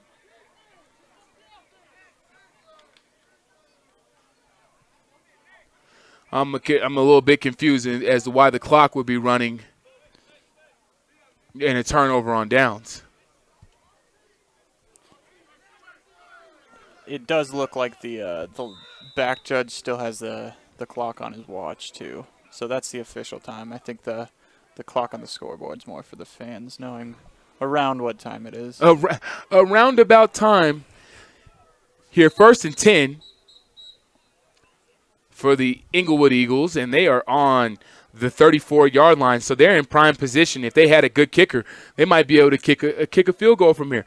Or I say you got to go up top to the big play wide receiver. I played with him in some flag football. Duran Richardson, this kid can make some plays. Let me tell you, you throw it up top to him, and boy, in that same game, I had like a one-handed touchdown in the back of the end zone. Like, it was kind of crazy.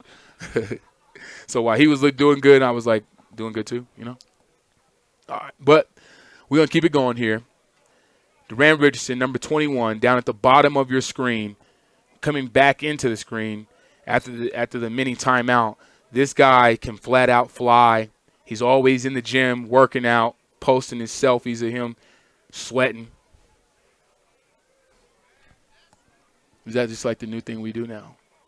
Social media, we show ourselves in the gym. Everybody's Susan Powders these days. Everybody wants to show their workout. Sharks are backed up. They're almost in a prevent defense. They're like, you can have anything underneath, Ashley. We want that deep ball in case you throw it up. And then we have another penalty. Referee, let us play some football here. My goodness.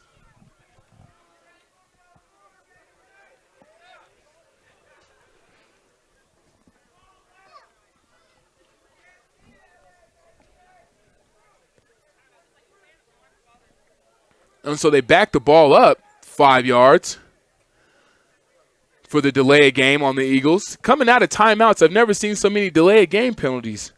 Very uncharacteristic. Slowing down the game a lot. We got to get this under control for the second half.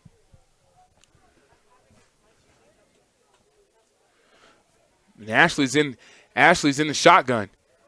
He looks right. He's going deep as he sets it up. Intended for number 89.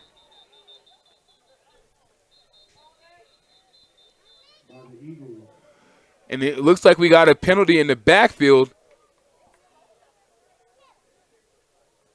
That ball is intended for number 10, Marcel Willis.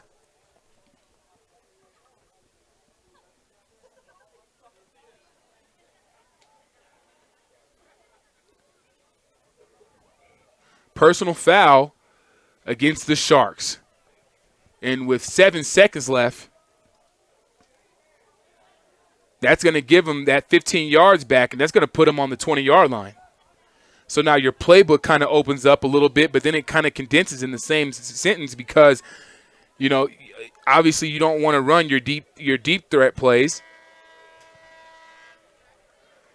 And it's impossible for us to be the end of the quarter. But it looks like it may be. So with that being said, we are going to take a break here in Aurora Public School Stadium, and we will be back after the halftime.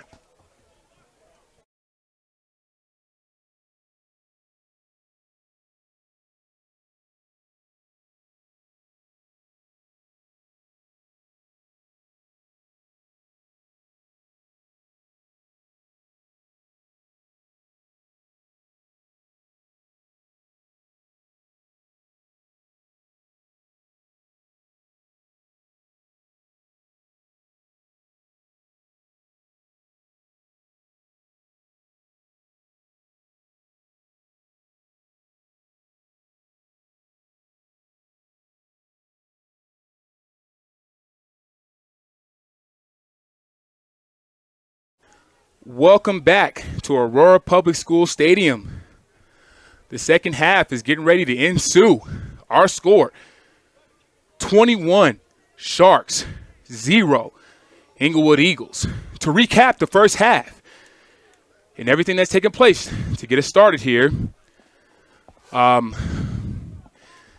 we had a deep pass for the first touchdown, like an 85-yarder it was a 70-yarder from Jawan McFly to Andrew Manyard.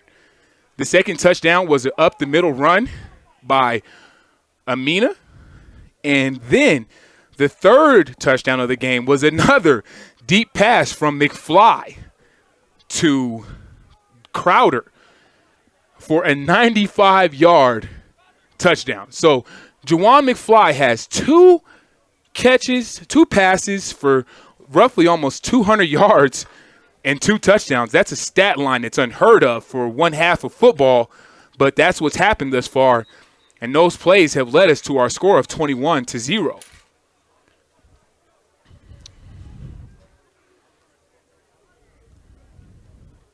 And it looks like the penalty at the end of the half is being enforced on the kickoff right now. Good call, Hunter. Yeah, staying on point here. 20, yep. Hunter stays on point like Stacey Adams. And the second half is getting ready to kick off here. Johnny Mendez is our kicker. And back to receive the kick is number 21, Durand Richardson. He's solo this time around, folks, by himself.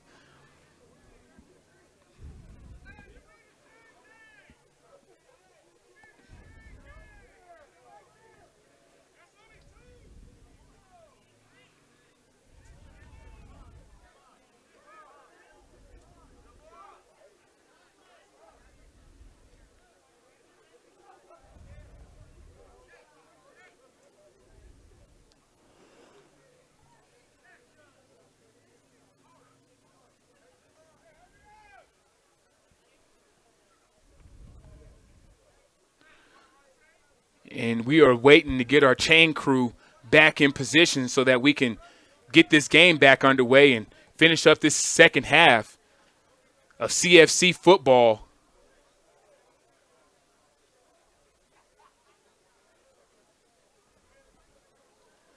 got a chance to speak with a couple of the Sharks players, and they're still really hyped. You know, they're still amped. I went down and heard a little bit of the locker room murmurs, and I mean, these guys are like, we just need to keep our feet on the gas. We need to keep our foot on their throat and keep making these guys apply pressure. Yeah. So, I mean, that just might be the case here, Hunter. Yeah, if they just keep that pressure on and don't let them catch up to them. And looks like McFly's putting his pads back on. So we'll see I was going to get to that too. Whew. So I got a chance to talk to Smoke, okay? And I said, Smoke, it looks like you may have take your pads off a little early there, buddy. You might have taken your pads off a little early. He's like, no. It's a little bit of a team thing, and it's a struggle of powers that be. And luckily for him, he's back in the game and got his shoulder pads back on, ready to do battle. And the squib kick is up. And because he caught it, fielded it on his knees, 84, the Eagles, Akman Guy, it will be downed right there. And so for the Eagles, they will start from the other side of the 50 almost, or will they bring it back from where he actually touched the ball, and he might have been on the other side of the 50, but, I mean, who's counting? Now, because of the penalty, that wasn't even a long kick at all. It didn't even get to past the 50. It's essentially on the 48-yard line of the Sharks. Yeah, it's great field position for the Eagles, so they start out this half. Good field position, looking to do something.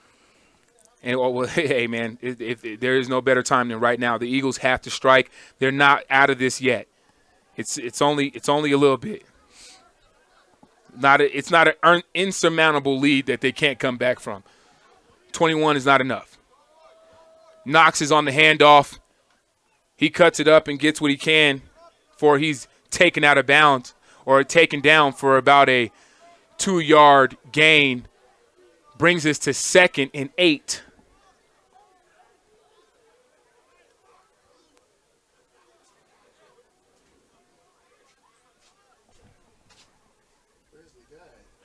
I have no clue, sir.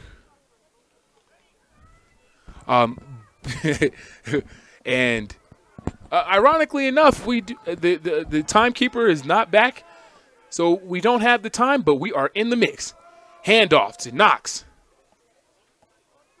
And he gets a couple of yards before he is driven back by the defense of the Sharks, and they just swarm the running back and say, no way. And that's number 43 of the Sharks getting it done.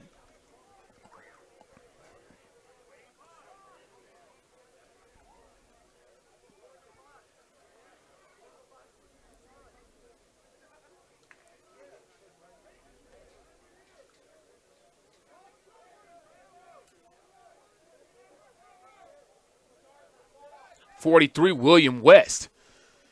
Eagles, Allen still in the shotgun, running back to the right, 2 wide receivers to the right and the left. He draws back to pass, and it's almost picked off. And he just gets down and does his push-ups like a real one should. Number 0 of the Sharks. Getting served up a plate, but he ain't hungry enough. Chambers Walker.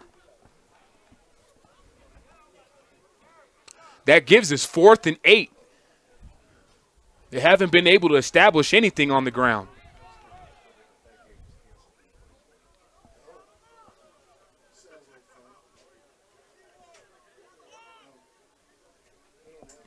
Back to punt is Duran Richardson.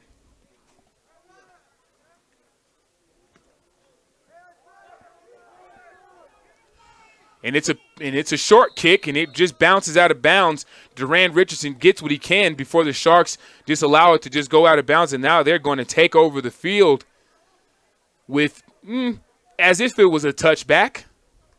So I can't really say that that's good field position for the Sharks, and to be quite honest with you, they haven't much needed it.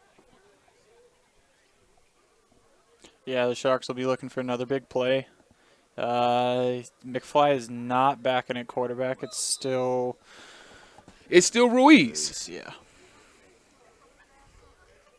And Ruiz's first name is Austin Ruiz.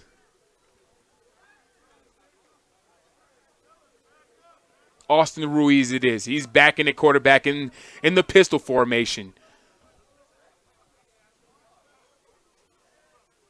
Travis Greer in the slot this time around.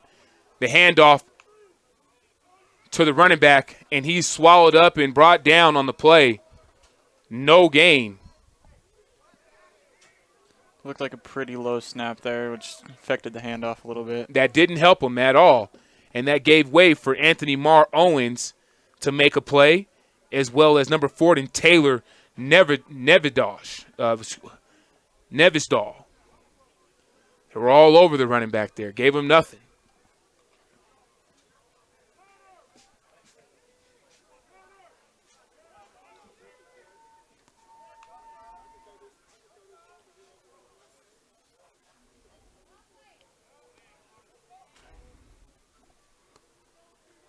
Ruiz is in the shotgun. He hands it off. He's fighting for yards, bouncing off a guy's bowling ball before he's brought down on the play by number 5 of the Eagles, Joe Smith. But a healthy run by number 20, Noah Wells of the Denver Sharks. Impressive run. 3rd and 5.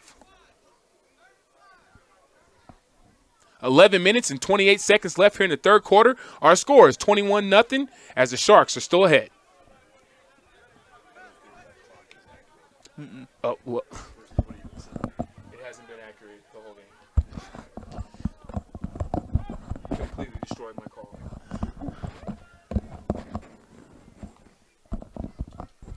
So the Sharks are in a 3-wide set and 2 running backs in the backfield bunched together. Ruiz is in a pistol formation. He's looking at the defense. Eagles show blitz, and it's batted down at the line of scrimmage. And again, the Eagles show a little bit of heart and a little bit of fight here in the third quarter and get their offense another shot at this Sharks defense. So we'll have a punt as Duran Richardson is back to receive the punt. And Mendez, Johnny Mendez, that is, will be kicking.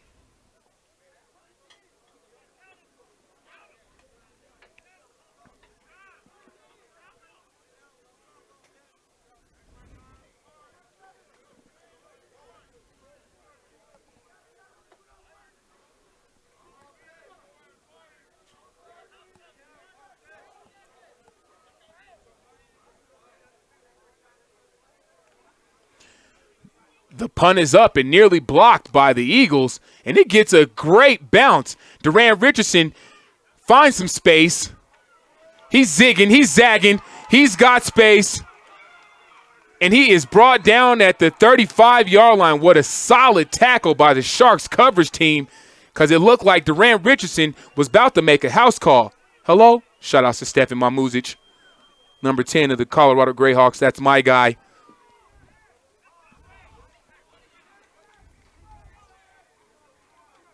Now we've got 1st and 10 for the Eagles, and Momentum is their second name. Eagles, Englewood, Momentum.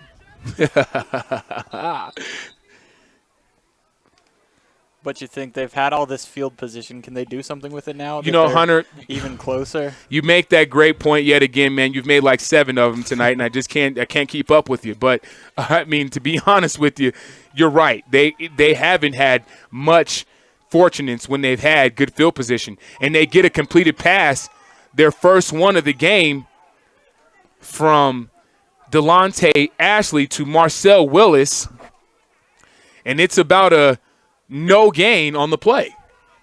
So they complete a pass but don't get any yards. This game is coming extremely hard to the Eagles, and I don't want to say I feel sorry for them, because this is football. I don't feel sorry for any team. You got to lace them up and go out there and put your game plan out there, and if it's not good enough to beat the opposition, then you so be it, but at least you give full effort. And they've given full effort from start to finish. You got to appreciate the Eagles.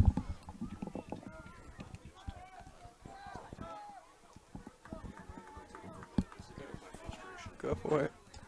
Not with you, but with not being told a game is canceled. And Delonte Ashley is brought down and swarmed by the defense of the Sharks. And they say, and the big dog, Riley. And who is that doing that dance? Number 42. 42 of the Sharks is, oh, goodness gracious. Let me call him the dancing man for now. Because Ryan Collins. Ryan Collins, RC, is out there doing his nasty dance. And the Sharks have went to a straight just prevent defense against this Eagles when it's third and 19, putting these guys in a compromising position. Delonte back to pass. He gets it to the flats, but at number 4 of the Eagles, Brandon Erickson, was not available. So he dialed it up, but he wasn't home, so he got the answer machine. Do-do-do-do. I'm Brandon Erickson, and I'm not home right now, but please leave a message after the tone.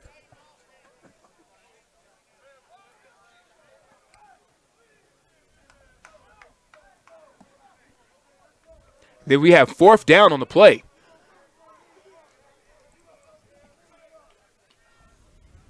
Ball spotted in the middle of the field, closer to the left hash.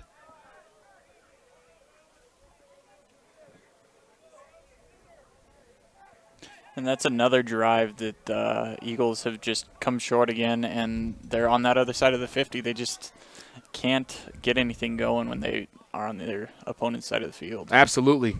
I mean, the penetration from the Sharks is just giving them enough hassle to where, oh, look at the punt, and it drops and goes right into the touchback. That was actually a good punt by Duran, and if his coverage team could have got down there, I'm pretty sure they could have downed that inside the 5. Yeah, that could have been inside, like you said, inside the 5, but unfortunately they thought that one of the players might touch it, and just didn't get to it. Better safe than sorry, huh? Well, as the Sharks take over on downs, they get it at the 20-yard line. It's 1st and 10. Score is still 21-0. Sharks ahead.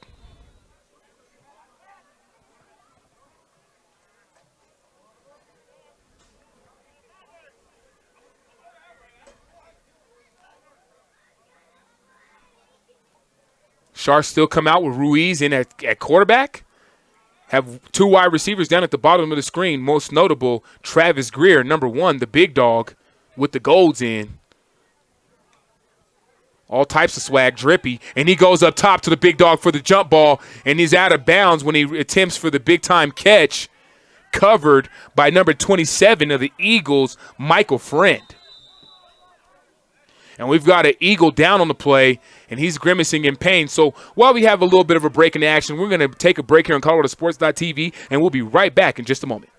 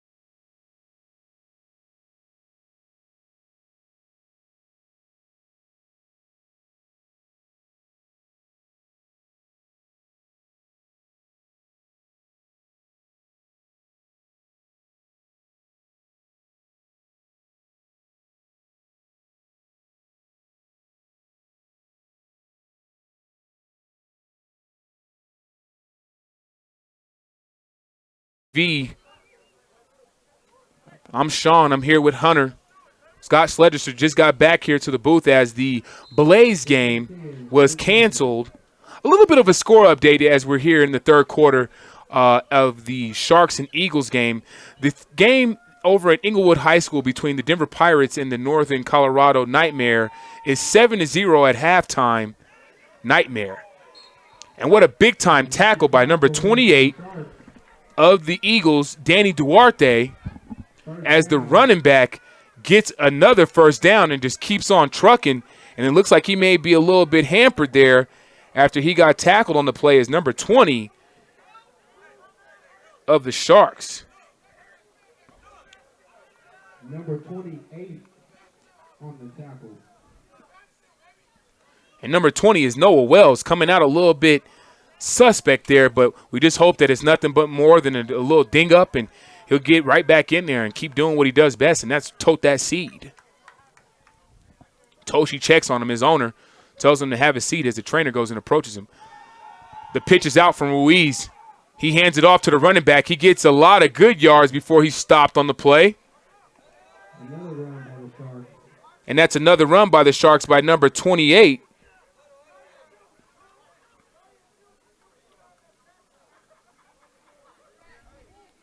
Number 28 is Ricky Fleury. Shout-outs to my boy. Here, get me on point.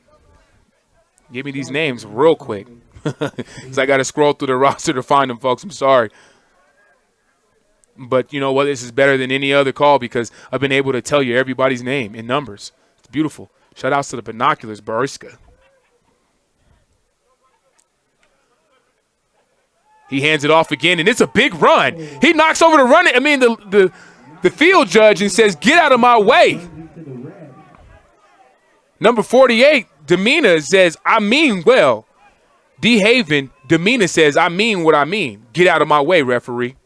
Without the ref help on that one, that was a touchdown.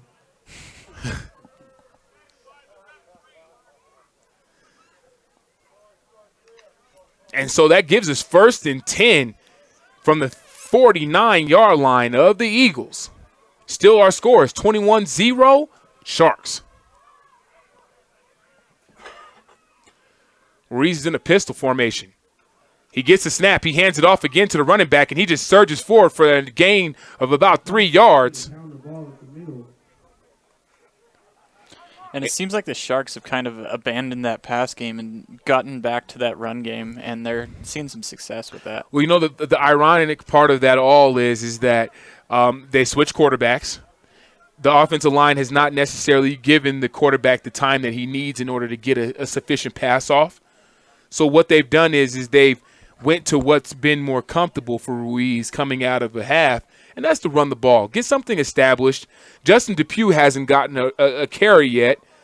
And I know that's got to be frustrating for an old-time veteran like himself who loves to tote the ball. And so let's see if they're going to actually get him the ball at some point here in this game as they salt away the clock. Ruiz is back to pass. He looks, and he has a completion. He slides out of the tackle. And that's number 88, Andrew Manyard, doing things. And then he's brought down by number 2, Micah Chavez, and number 27, or number 28 rather, Danny Duarte. These two guys swarmed and brought the guy down and made sure he didn't get too many yards before he skated out of there because that was almost a big one. Yeah, right as we were talking about it. We were talking about the run, and then they go back to the pass, like kind of mixing it up a little bit. So it's keeping the Eagles clearly off guard at this point. The Eagles don't know what's coming. They can't see if it's blue, green, or red. They're like, oh, my gosh. Bad things are happening for the defense right now, the Eagles. Yeah, like you said, get that quarterback comfortable with the runs and then let him throw it a little bit after. Yeah, it's about a rhythm. Guy needs a rhythm in order for him to be able to complete passes at a high level. And so if you give him easy passes to complete, not jump balls downfield, give him out routes. Give him swing passes to the flats. Give him screen passes to get his confidence up. Give him a slant route for crying out loud. That gets the receiver's confidence up, the quarterback's confidence up, and then we're cooking with fish grease. But if you don't do that and you put a guy in there cold and expect him to make water out of wine or make wine out of water, it's going to be a little hard.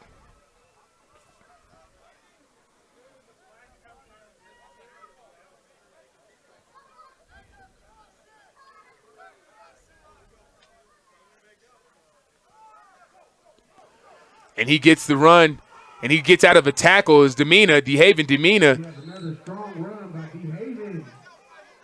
And DeHaven has had a pretty solid game himself on the ground. It seems like every time he gets the ball, he gets about 5 or 6 yards per clip. Yeah, it's like we were talking about. This run game has been more established in this second half, and it's building the confidence like we talked about. Well, I mean, now here's the crazy thing. Here's the crazy thing. You know, the Eagles seem to get a little bit stronger when it comes to the red zone. They've only given up big plays for touchdowns. Nope, there's fumble. And there we have it. The ball's on the ground. And that's a fumble by the Denver Sharks, the quarterback from center to QB. The exchange is a little wacky. And not rocky, I said wacky. And that's going to put them in a compromising position at 3rd and 15, 3rd and 16 on the play from about the 36-yard line, 35.5-yard line. The Eagles are standing tall, breathing a little hard, but they're still standing tall and trying to get the job done. Sharks got 2 wide receivers to the left and 1 to the right. Big dog, Travis Greer in the bottom. Ruiz is looking back to pass. He's got a guy wide open. Throw it to Trav. Oh! Uh-oh, now we've got extracurricular activity on the field.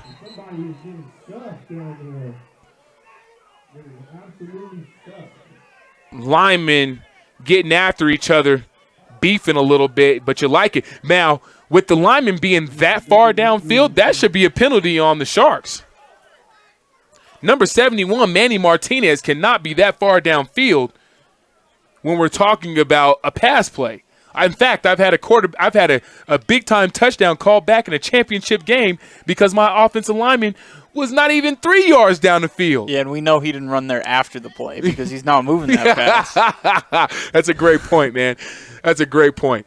But bottom line, Mr. Fillmore, that's a situation where if you're the offensive lineman, you already whooped up on them a little bit. Let the play go. You don't got to roughhouse them, and clearly where the referee sees you giving them that business, you know? And so that's unsportsmanlike against the Sharks, and that's going to back them up a little bit. And again, that takes them to 4th and forever. And again, the Eagles get another stop when they get in the red zone. So again, you know, the Sharks have not been able to produce much when they get inside the red zone. It's all been off the arm and the big play ability of those wide receivers for the Sharks.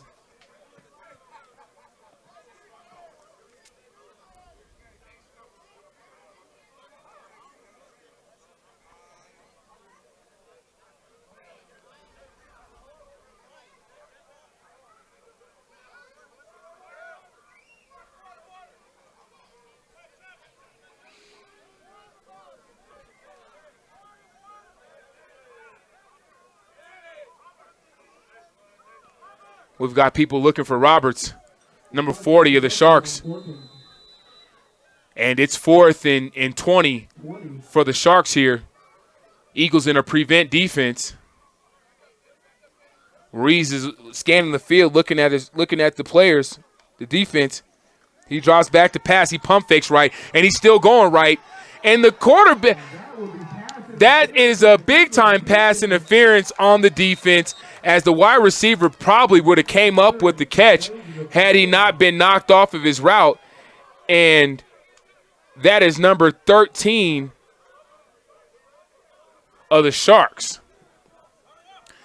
And I don't know if he would have made the catch, but Bryson Compton probably had a great shot at that if he wasn't knocked off his route like that by Michael Friend. Yeah, it looked like he had the speed to get behind him. Yeah, well, he was. Yeah. And you know what? And shout-outs to Michael Friend for being able to notice that he was beat and saying, instead of giving up a touchdown, I'm just going to give up a first down instead, you know. And they've been stout on defense in the red zone, so maybe they can have the Sharks shoot themselves in the foot again.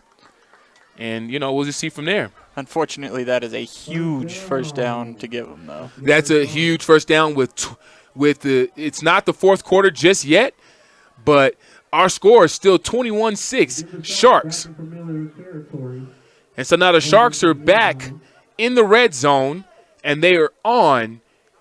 If I could get the spot from the referees here, I'll be a little bit more content with my life.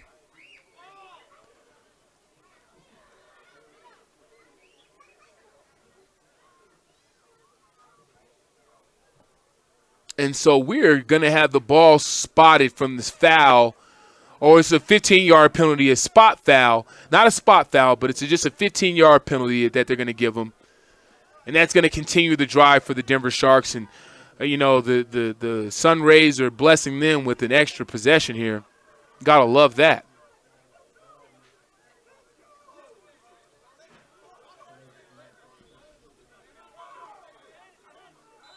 And now we got the green light to presume the action here. The Eagles are now in a press on the wide receivers. Let's see if that does anything or if they're just going to run the ball, they being the Sharks. He hands it off to Justin Depew. Oh, my gosh, the big dog gets the rumbling because he's angry. He hasn't touched but a couple of times. And you give it to Justin Depew, and you just watch out because this guy's going to run the ball hard. Call him the bus or call him the RTD.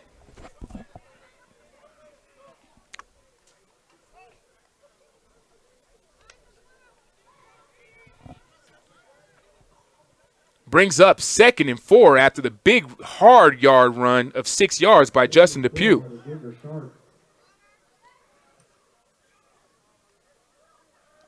Ruiz is in the pistol. He hands it off. And he was that close to scoring. And DeHaven Demina gets caught up by his shoestrings by the Eagles. And the Eagles say, hey, listen, man, you guys have gotten what you wanted for the most part, but we got to stand tall here. And now that they're in the red zone, you just hope, if you're an Eagles fan, that they can get a stop.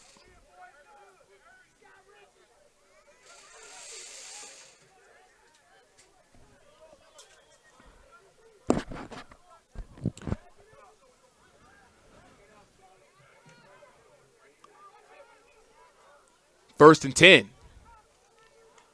From the 12-yard line, Ruiz is back to pass. He's got a guy open, and it's picked off. That would be a touchdown by the... It was stripped by Travis Greer, but it was picked off by number 25 of the Eagles first, and they're going to award it to the first guy to receive it, which is Justin Willis. Yeah, what the Sharks were looking for was a dual possession, which would go to the offense. Yeah, of course. The defense actually picked it off first, and then I'm not going to lie. I've had that happen for me, and it went in my direction one time, and it was in a big game, man. We were in Kansas City, and we needed it, okay? And so for me to catch that pass and the tie go to the receiver, you got to take those. So, you don't like it if you're the Sharks, but if you're the Eagles, again, I just spoke on it, a little Nostradamus here, that I give you a preview of a turnover, and what do they do the next play? Another turnover. Ruiz, keep the ball, man. Sandman's he doesn't like these turnovers on his birthday, I can assure you. Head coach of the Denver Sharks, Coach Sandman, it's his birthday today, June 1st. The rent's due. And Sandman's going to drink a little cold beverage after the game.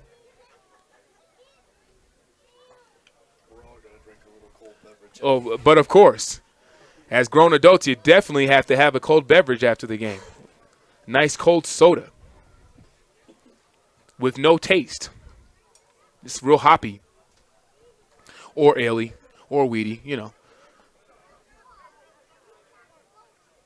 Now, you're down there in Fort Collins, right? As of right now, have you heard much about the Northern Colorado Nightmare at all, or the Denver or the Northern Elite, the Loveland Elite? So those are the two teams that are down north. Now the Nightmare are a pretty decent team in the CFC. Aside from the Sharks, the Nightmare, those are my two teams that I'm predicting they're going to get to the championship this year. And that's the only reason why I'm saying that is because they just seem to have the most complete teams when you come out here. Now, the Eagles, I thought they were going to be complete until, the game took place, okay? So, they've done their best. I honestly, aside from the deep balls, right, and then the turnover that put them in position for the one run by Demina, the Sharks, this should be 21. This should be 0-0 right now. Honestly, yeah. It's just the big plays that they've let up. Other than that, the red zone defense has been amazing. And that's the end of at the end of the third quarter. And again, our score is 21-0 Sharks. But again, if was a fifth, we all would be a little litty. And that's not the case right now. The Eagles just can't get out of their own way, and it's you know, it's kind of unfortunate to see.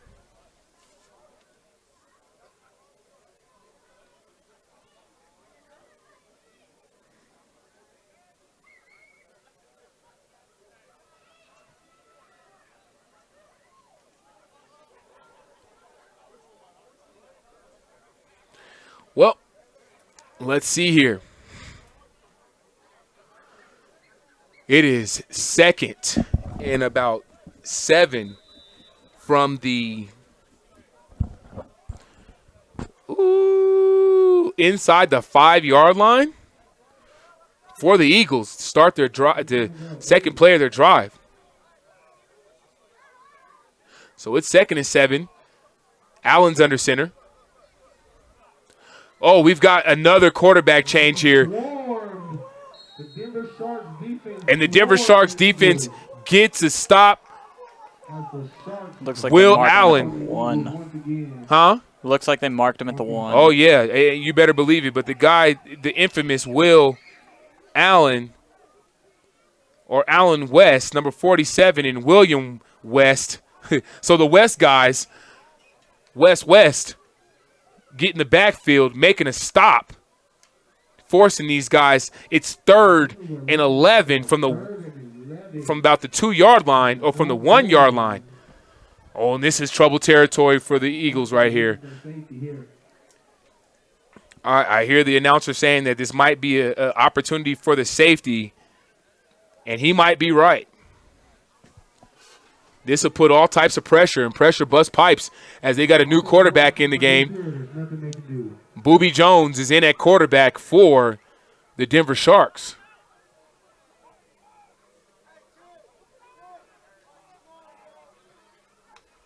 And he gets the Sharks to jump for the Englewood Eagles, and he gets the Sharks to jump off sides.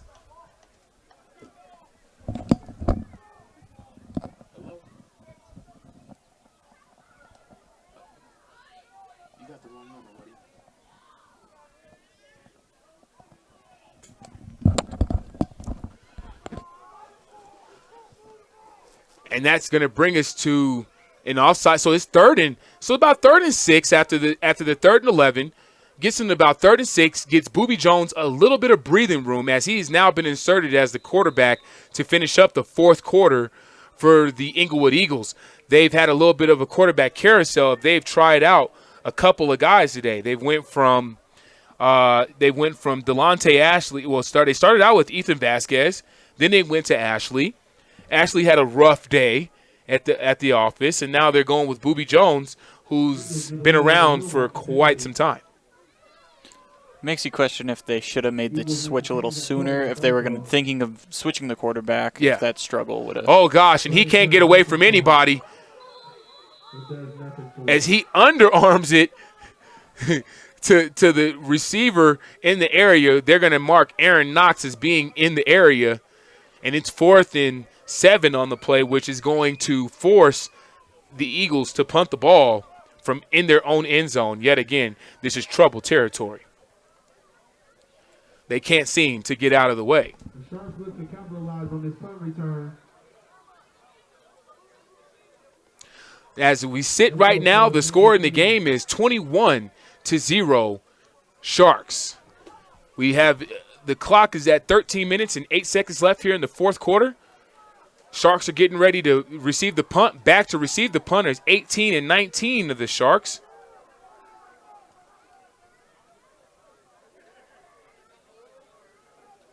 Jonte Gadsden. And this is a up in the air punt. This goes to nobody, and it goes right out at the 10-yard line.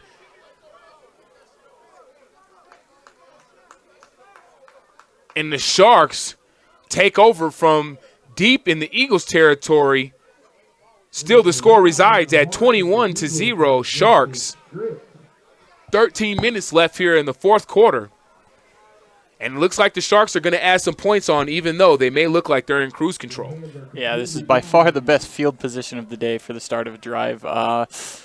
However, the Sharks have struggled in the red zone like you've talked about. in the past, and we can see if the Eagles can make another stop. That is very vital. I mean, I tell you what, man, the levees have to break at some point or another, and this happened the last time they got blessed with this amount of field position. They got inside the 20, they scored off a run.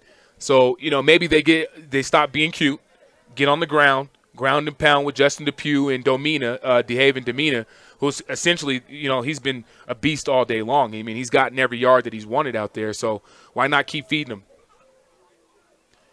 And they have a new quarterback in the game for the Sharks, number 16. And he gets the handoff and pitches it out to his running back, and he's fighting for yards.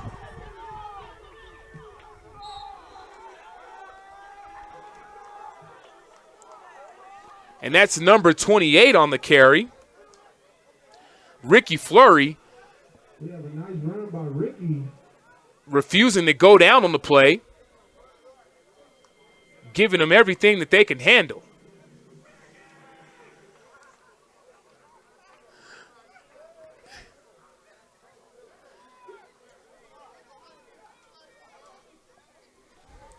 So we have 2nd and 3 on the play. Number 16 hands it off. Domina fights up for just a couple of yards. Well, that's Ricky Fleury on the carry. And Connor Hickey is our new quarterback, number 16 of the Denver Sharks.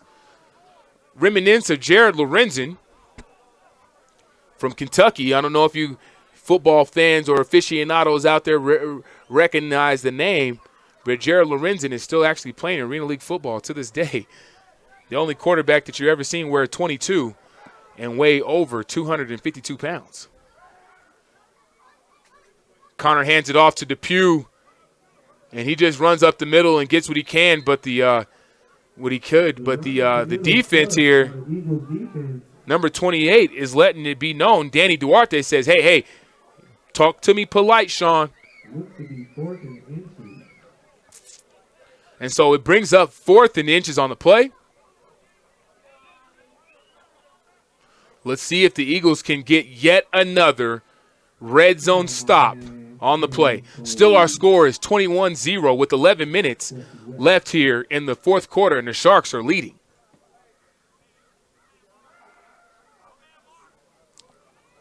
And he swallowed up, but yet we got a touchdown. And if I could see who that gentleman is with the ball, that's Ricky Fleury. And he just escapes on in for the 3-4 yard run. It almost looked like the defense got to the quarterback, but he got it out, and the running back makes it to the corner and gets in. Yeah, absolutely. And when you see the running back be able to stretch the edge and just get out there was nobody home. I mean, they've completely dominated the Eagles. The Eagles have to go back to the drawing board here, watch today's film. Malcolm Riley entering the game, holding it down on the PAT.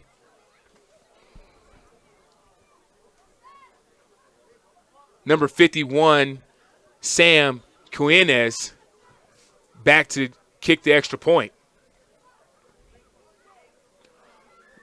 Snap is down, kick is up, and it's no good, as now our score resides at 27-0 with 10:53 left here in the 4th quarter.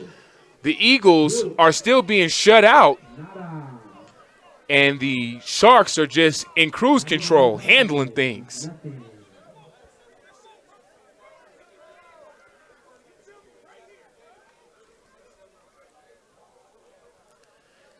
And I can't wait to see how things fare out. Uh-oh, I see an OG in the stadium. Eladio Vital in the building. And looks like he got a plate of Mama's barbecue up in here, and the first thing he wants to do is offer it to somebody else, because that's how good of a guy he is. He offers his barbecue to somebody else. That dude's a scholar and a gentleman. Pass that plate up to the booth. I'm trying to get some chicken in my life, as always. Back to receive is number 87 Let's see if the Eagles can spark any kind and of number 10. momentum. So we have number 87, Reggie Cotton, and number 10 of the Eagles, Marcel Willis, back to receive the kick. And Johnny Mendez is set for the kickoff.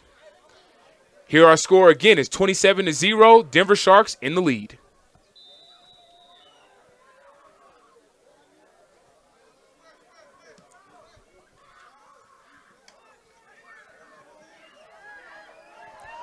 Uh-oh. And he's got a little bit of... Eagles with a nice return to the 42. Eagles get it out to about the 42-yard line, and it looks like there's a Shark player grimacing in pain down around the 40. And let me get his number here if I can see him. But it looks like he got cut on the play, and that's not good. And there is a flag, so that is going to bring the return back. And you never want to see a guy get cut out here because we all got jobs to get to on Monday morning. And as they clap it up for number 13 of the Denver Sharks, we're going to pray for a speedy recovery for that young man, Bryson Compton. And he can't put any pressure on that leg. So, yeah, if he did get cut, that might be not a good sign there just because I've been through a little bit of that, and that did result in a MCL tear. So that put me out of commission right before a bowl game in college, unfortunately.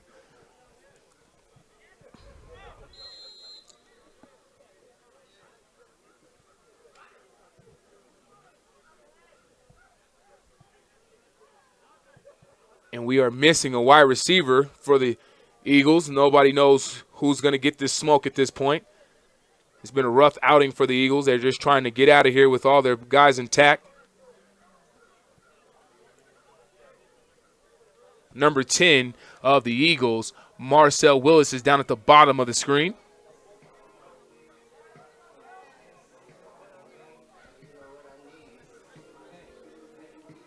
Boobie Jones is still in that quarterback, 1st and 10.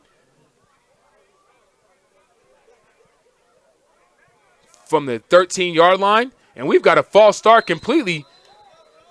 Number 87, Reggie Cotton, looks like he was getting ready to run for the hills. But the ball wasn't snapped, and that's a false start, which is going to push them back. Another 5 yards. So now they're going to start from the 8-yard line. My man.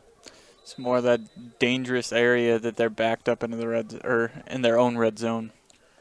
It gets fierce out there, man. When you start looking up and here it is. I mean, you're so far back.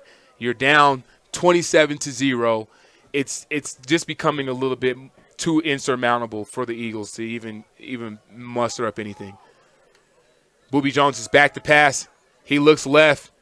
And, oh, man, number 4 of the Eagles, Brandon Erickson, is the intended receiver, and it's incomplete. It just falls around the 20-yard line.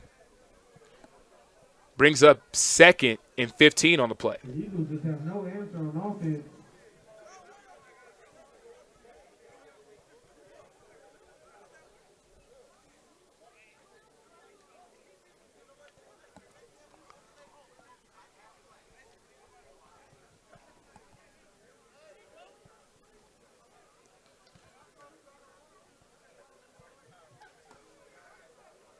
Second and 15.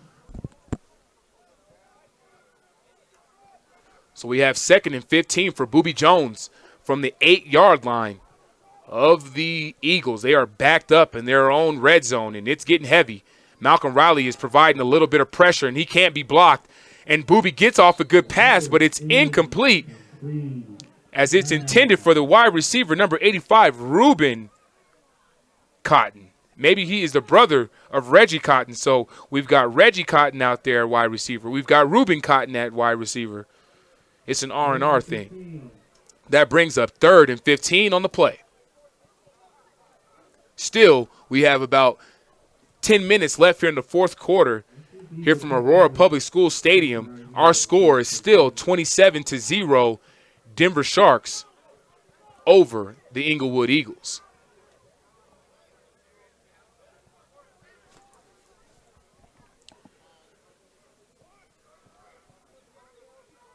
Booby Johns is in a shotgun formation, 2 wide receivers to the right and 2 to the left. He's got a guy in the flat, and it's picked off. Oh, it's not intercepted. The defensive back felt like he got up underneath it, but he really didn't. So he needs to stop pump faking everybody and just get back to the huddle because the referee knows best. So number 40, Roberts, felt like he got the interception, but unfortunately to no avail. The referee calls it incomplete. And so that brings us to 4th and 15 on the play. The Englewood Eagles haven't been able to get much off the ground today, so they have been essentially landed all day. And the Denver Sharks are swarming, and they have blood in the water in which they have taken off from start to finish. And now here it is. The Sharks have put in 3 return men, so they're just looking for somebody to take this to the house. That's amazing. Don't you say, Hunter? Yeah, they're just looking for somebody to field the ball, I think. They want somebody. Timmy, I want to score more. So the punt is up, and it's a high one. It's got all types of altitude, and it bounces, and it gets to a Sharks player. He takes it. Looks like he's going to pitch it, but he just keeps it for himself, gets what he can. Looks like he's just trying to make a play out of no play. And that's number 12 of the Denver Sharks. Let me get this man's name. Give him his just due. Tyrell Strickland, also known as Bama. He better really be from Alabama like that, too. It just can't be, oh, yeah, you a country Bama. No, you got to really be from Alabama to be named Bama. Like, at least, you know, to my recollection. But here we go. 1st and 10 for the Denver Sharks, and they are it's about in the middle of the field from the 36-yard line or the 34-yard line of the Englewood Eagles. And they're in scoring position as they've also brought in their new quarterback for his 2nd drive of the game, Connor Hickey. Now we've got a timeout and a break in the action, so we are going to take a quick little timeout here from Aurora Public School Stadium here on ColoradoSports.TV.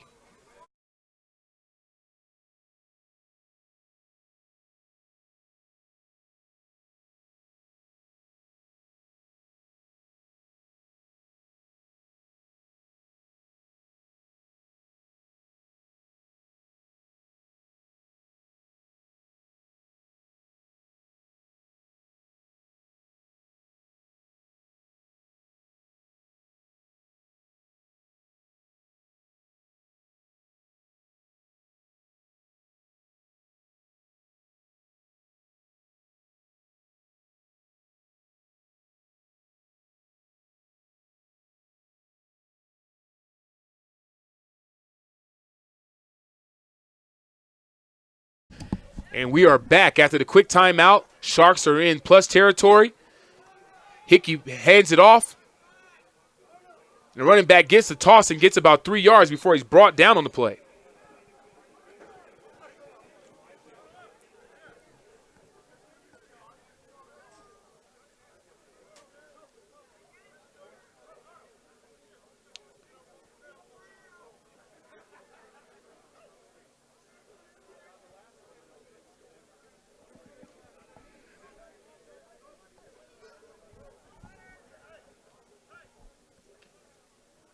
Brings us to 2nd and 8 from the 38-yard line.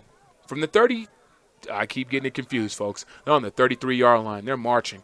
Connor Hickey in at quarterback. He's in the pistol formation. He fakes the pitch, hands it off to Justin Dupuis on a trap play. And Justin gets about 5-6 hard yards before he makes these guys pay.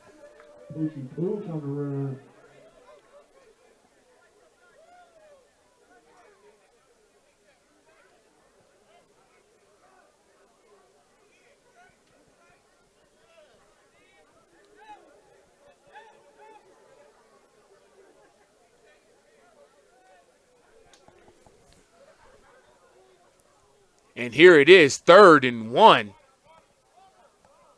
Still with 7 minutes and 47 seconds left in the fourth quarter. Our score is 27-0 Sharks.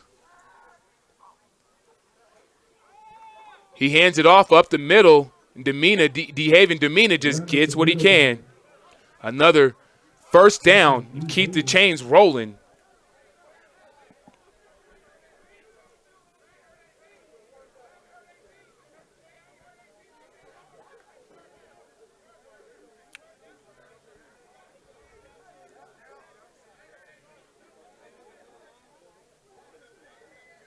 First down, Denver Sharks. And so we have a first down for the Sharks on the right hash. 7 minutes and counting. And they're just grinding out that clock. Don't you say, Hunter? Yeah, they just keep on running it, running the clock down. You know that they have quite a lead on them, so they're just trying to run the clock out, get this game over with. That's rightly. Absolutely. And here we go. He gets the pitch. He cuts it up. And what a great tackle by Danny Duarte. Still showing that he has not quit in this game.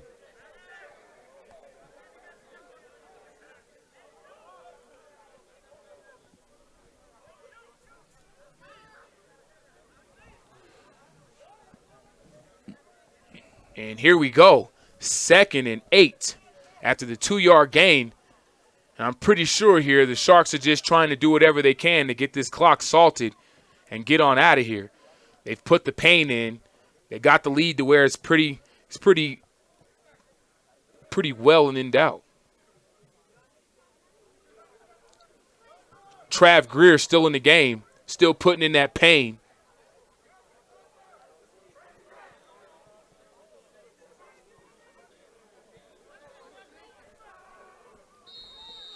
And then we get a delay of game penalty on the offense.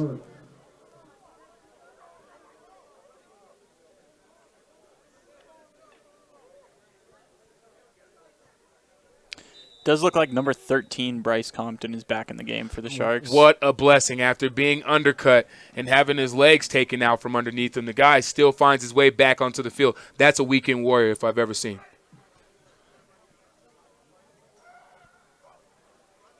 Hickey takes the pitch.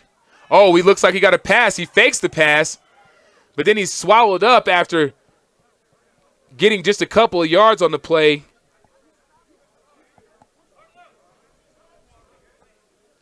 That's number Agent 0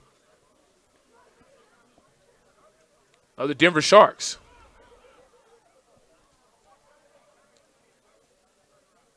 And that's Chance Chambers Walker.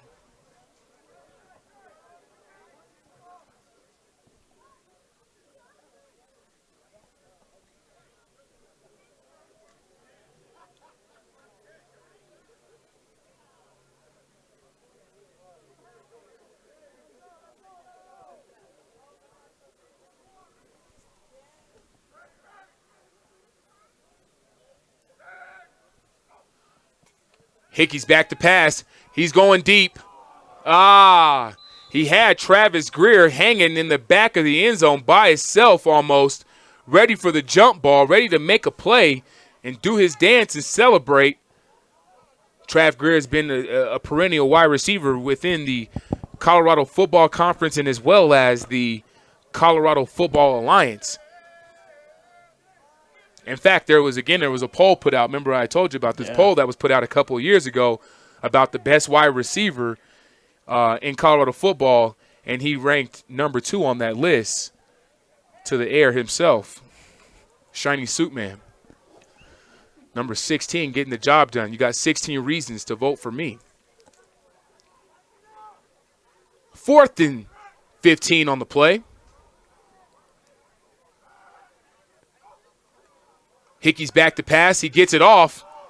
Goes through about 5 people's hands before it hits the turf. And that's incomplete and a turnover on downs and gives the ball back to the Eagles. And honestly, at this point, I don't think the Eagles even want the ball. Well, they are backed up again in their own red zone. Or a little bit outside the red zone, it looks like. I mean, with 4 minutes and 25 seconds and counting, these guys, with down 27, do you really – it's time to start working on your morale for next week. You know, you want to try to get some momentum going into next week. You don't just want to rest on your laurels from the last weekend. You want to get better. Yeah, you need to have some tape to look at and say, this is where we did good, and then look at all the other spots where you didn't do as good and weren't performing as well as you wanted to. Well, you know what, man? You take what you can get because, like I said before and during the cast here, this is a game of inches. And like Vic Fangio, the Denver Broncos, the head coach, said, this is a death by inches. You know what I mean? So you either sink or swim out here, and the Sharks are swimming all over the Englewood Eagles. Boobie Jones back to pass, and it's too high and out of reach for number 16 of the Eagles, Daniel Brokos. And indeed, the Eagles have definitely run out of gas, run out of ammunition, you name it. They ran out of Gatorade on the sideline. It's just not going their way today. It's been a rough day at the office for the Englewood Eagles. And, like I said, you want to make sure that you get some momentum going for next week. And, obviously on the CFC Turf Talk, we will be recapping all these games on Thursday evening. And so make sure you tune in to GoMileHigh.com to listen in to the Turf Talk with Sean Boyd. CFC Turf Talk, that is. Covering all the football in semi-pro football here in Colorado. 2nd and 10, Boobie Jones back to pass. Falling out of bounds. And it's picked off by the Sharks.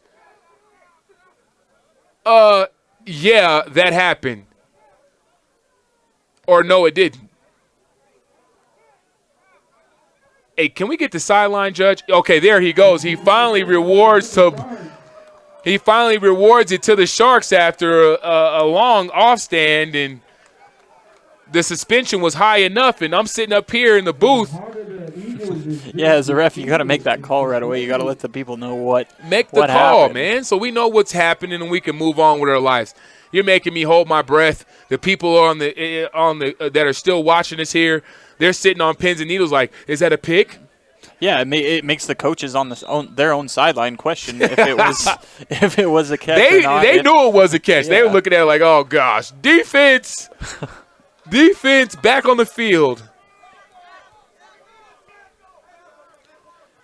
And that brings the Sharks back out, and they're on the 38-yard line of the Eagles with 4 minutes left here in the fourth quarter. Our score still stands 27-0 Sharks.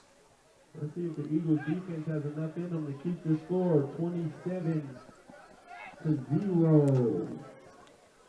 And it's still, again, not a lot of time left for the Eagles to do a bunch, but they at least need to establish some morale and just keep fighting. Do not give in and give up another score to the Sharks. Hickey is back to pass. He gets it out into the flats. The quarterback was flattened. And I mean flattened on that play. He's picking up. But he gets 8 yards. But the quarterback paid for that 8 yards. Whoa. Yeah, and on the flip side of things, the Eagles' defense hasn't been awful. They have let up those touchdowns, but other than that, they've put a lot of pressure on the Sharks. So why not give them, more credit then? You know what I mean? Like, these guys have fought their butts off. They fought their tails off. And, I mean, it hasn't resulted in any good things going their way. You're not going to play perfectly, but once you let up a touchdown, you're not doing your job. That's what's the downside. That's why you can't give him credit. Most definitely. As much credit. And he's going deep, and he's got a man. Oh, my gosh. And now they're fighting on the sideline. All because he got mad because he dropped the church's money. We have flags on the play. Looks like unsportsmanlike on number 34. No, unfortunately, that's going to be on number 18 of the offense because he got outside of himself because he dropped the pass. Marquil Jones. And this is around the time in the game where it gets a little chippy. Guys get a little testy. Obviously, testosterone has peaked. Yeah, they're tired. And it's at the end of the game, one team's losing pretty bad, getting shut out, tempers will flare up a little bit.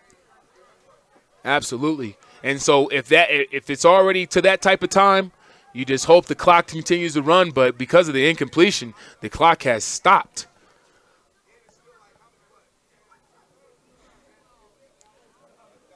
Brings us to second and 5 from the 32-yard line. Sharks come out, 3 wide receivers down to the bottom.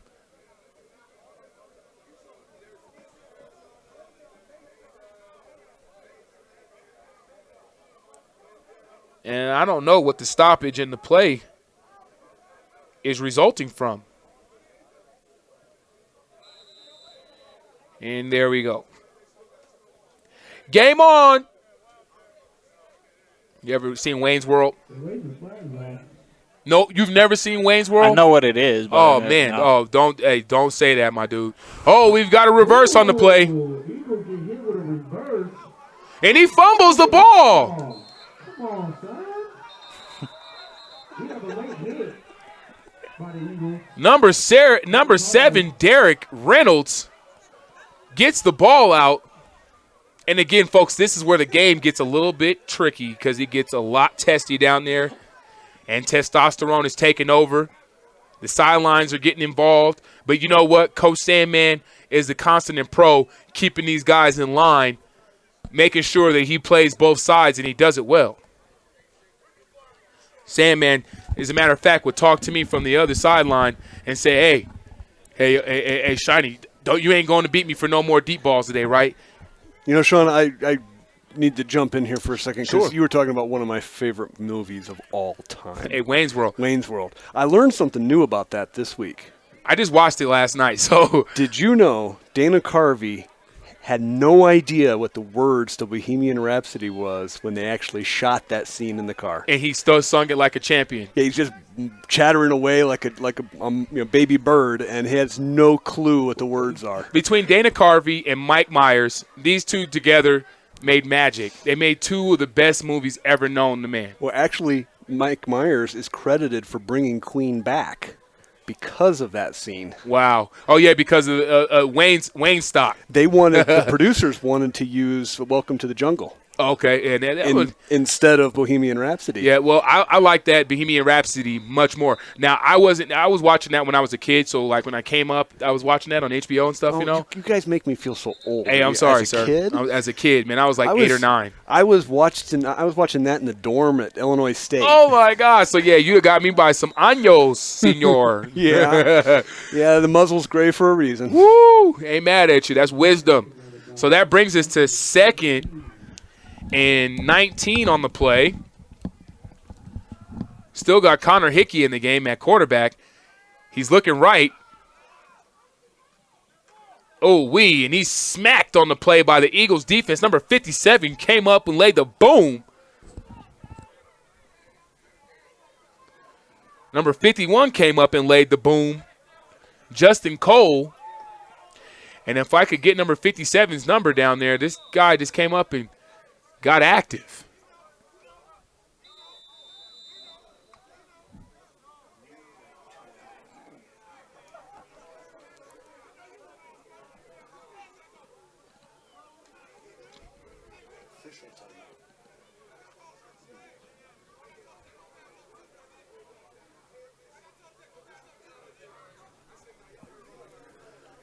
Nobody told you to take off your pants. This is the part, again, I'm just listening to some of the Nat sound down there, and it's getting a little jaw jacking going on down there. Real ones know what time it is. Makes you wonder what the officials' timeouts for, what they're going on. I've stopped trying to figure out these stoppages in the game. I just play along. They're getting their pizza order squared away. Oh, hey, well, order them Wingstop wings for me. You heard? Make sure that you get me the 8-piece chicken tender, French fries. And it looks like they're ready. No dry rub. You mind playing? No dry rub, no nothing on my tenders, man. I don't even eat chicken wings like that, so it's all good. Third and 20. Hickey's back to pass. He gets it out to the flat. He makes a man miss.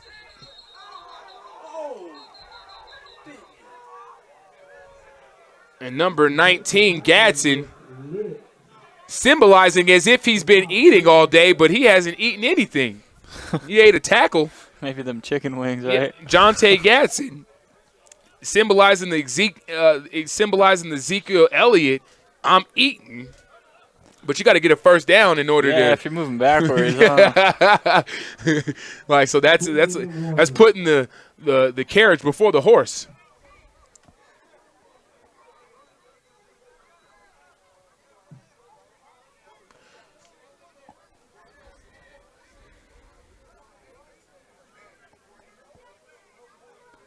And that brings us to fourth down. 2 minutes left here in the fourth quarter. It's 4th and 16. And he draws back the pass, and he completes. Oh, it's incomplete and dropped by number 0. Because that was all but a touchdown for Chance Chambers Walker. But it's broken up by number 2 of the Eagles, Micah Chavez. And that's a turnover on downs. Ball goes back to the Sharks. Or back to the Eagles. Let's see if the Eagles offense can do something. And we just want to see, again, what the Eagles have left in their tank to finish up tonight's game. Yeah, we're sitting under a little bit under 2 minutes right now. See if they can get a score and not get shut out here. Wait, you know what? I mean, not being shut out does wonders for your team. It gives you something to look forward to. And if you're the Sharks, you want to preserve the shutout so that you can say you had a goose egg over a team. They keep getting them on that snap, though, the count. So they're jumping off sides yet again.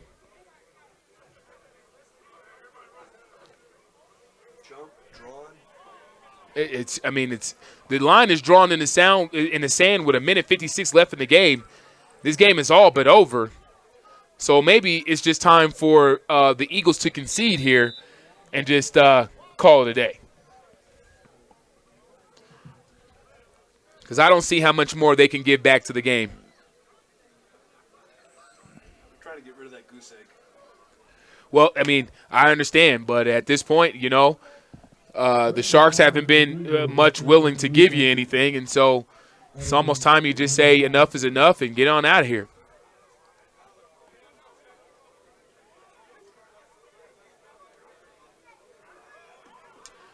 Booby gives it off. Aaron Knox, he's starting to get up the sideline, but there is a flag on the play, so we have a little mustard on the lettuce, and that's going to bring this play back. Yeah, it looked like it was offsides on the defense. So we have another offsides, and let's wait for the call here from the white hat, and it goes against the Sharks, and it's declined because he was able to get a first down, and so the chains will move.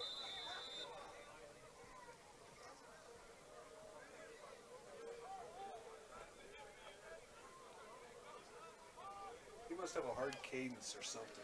It's just a hard snap count. Ready, say hut, and he gets the guy off sides.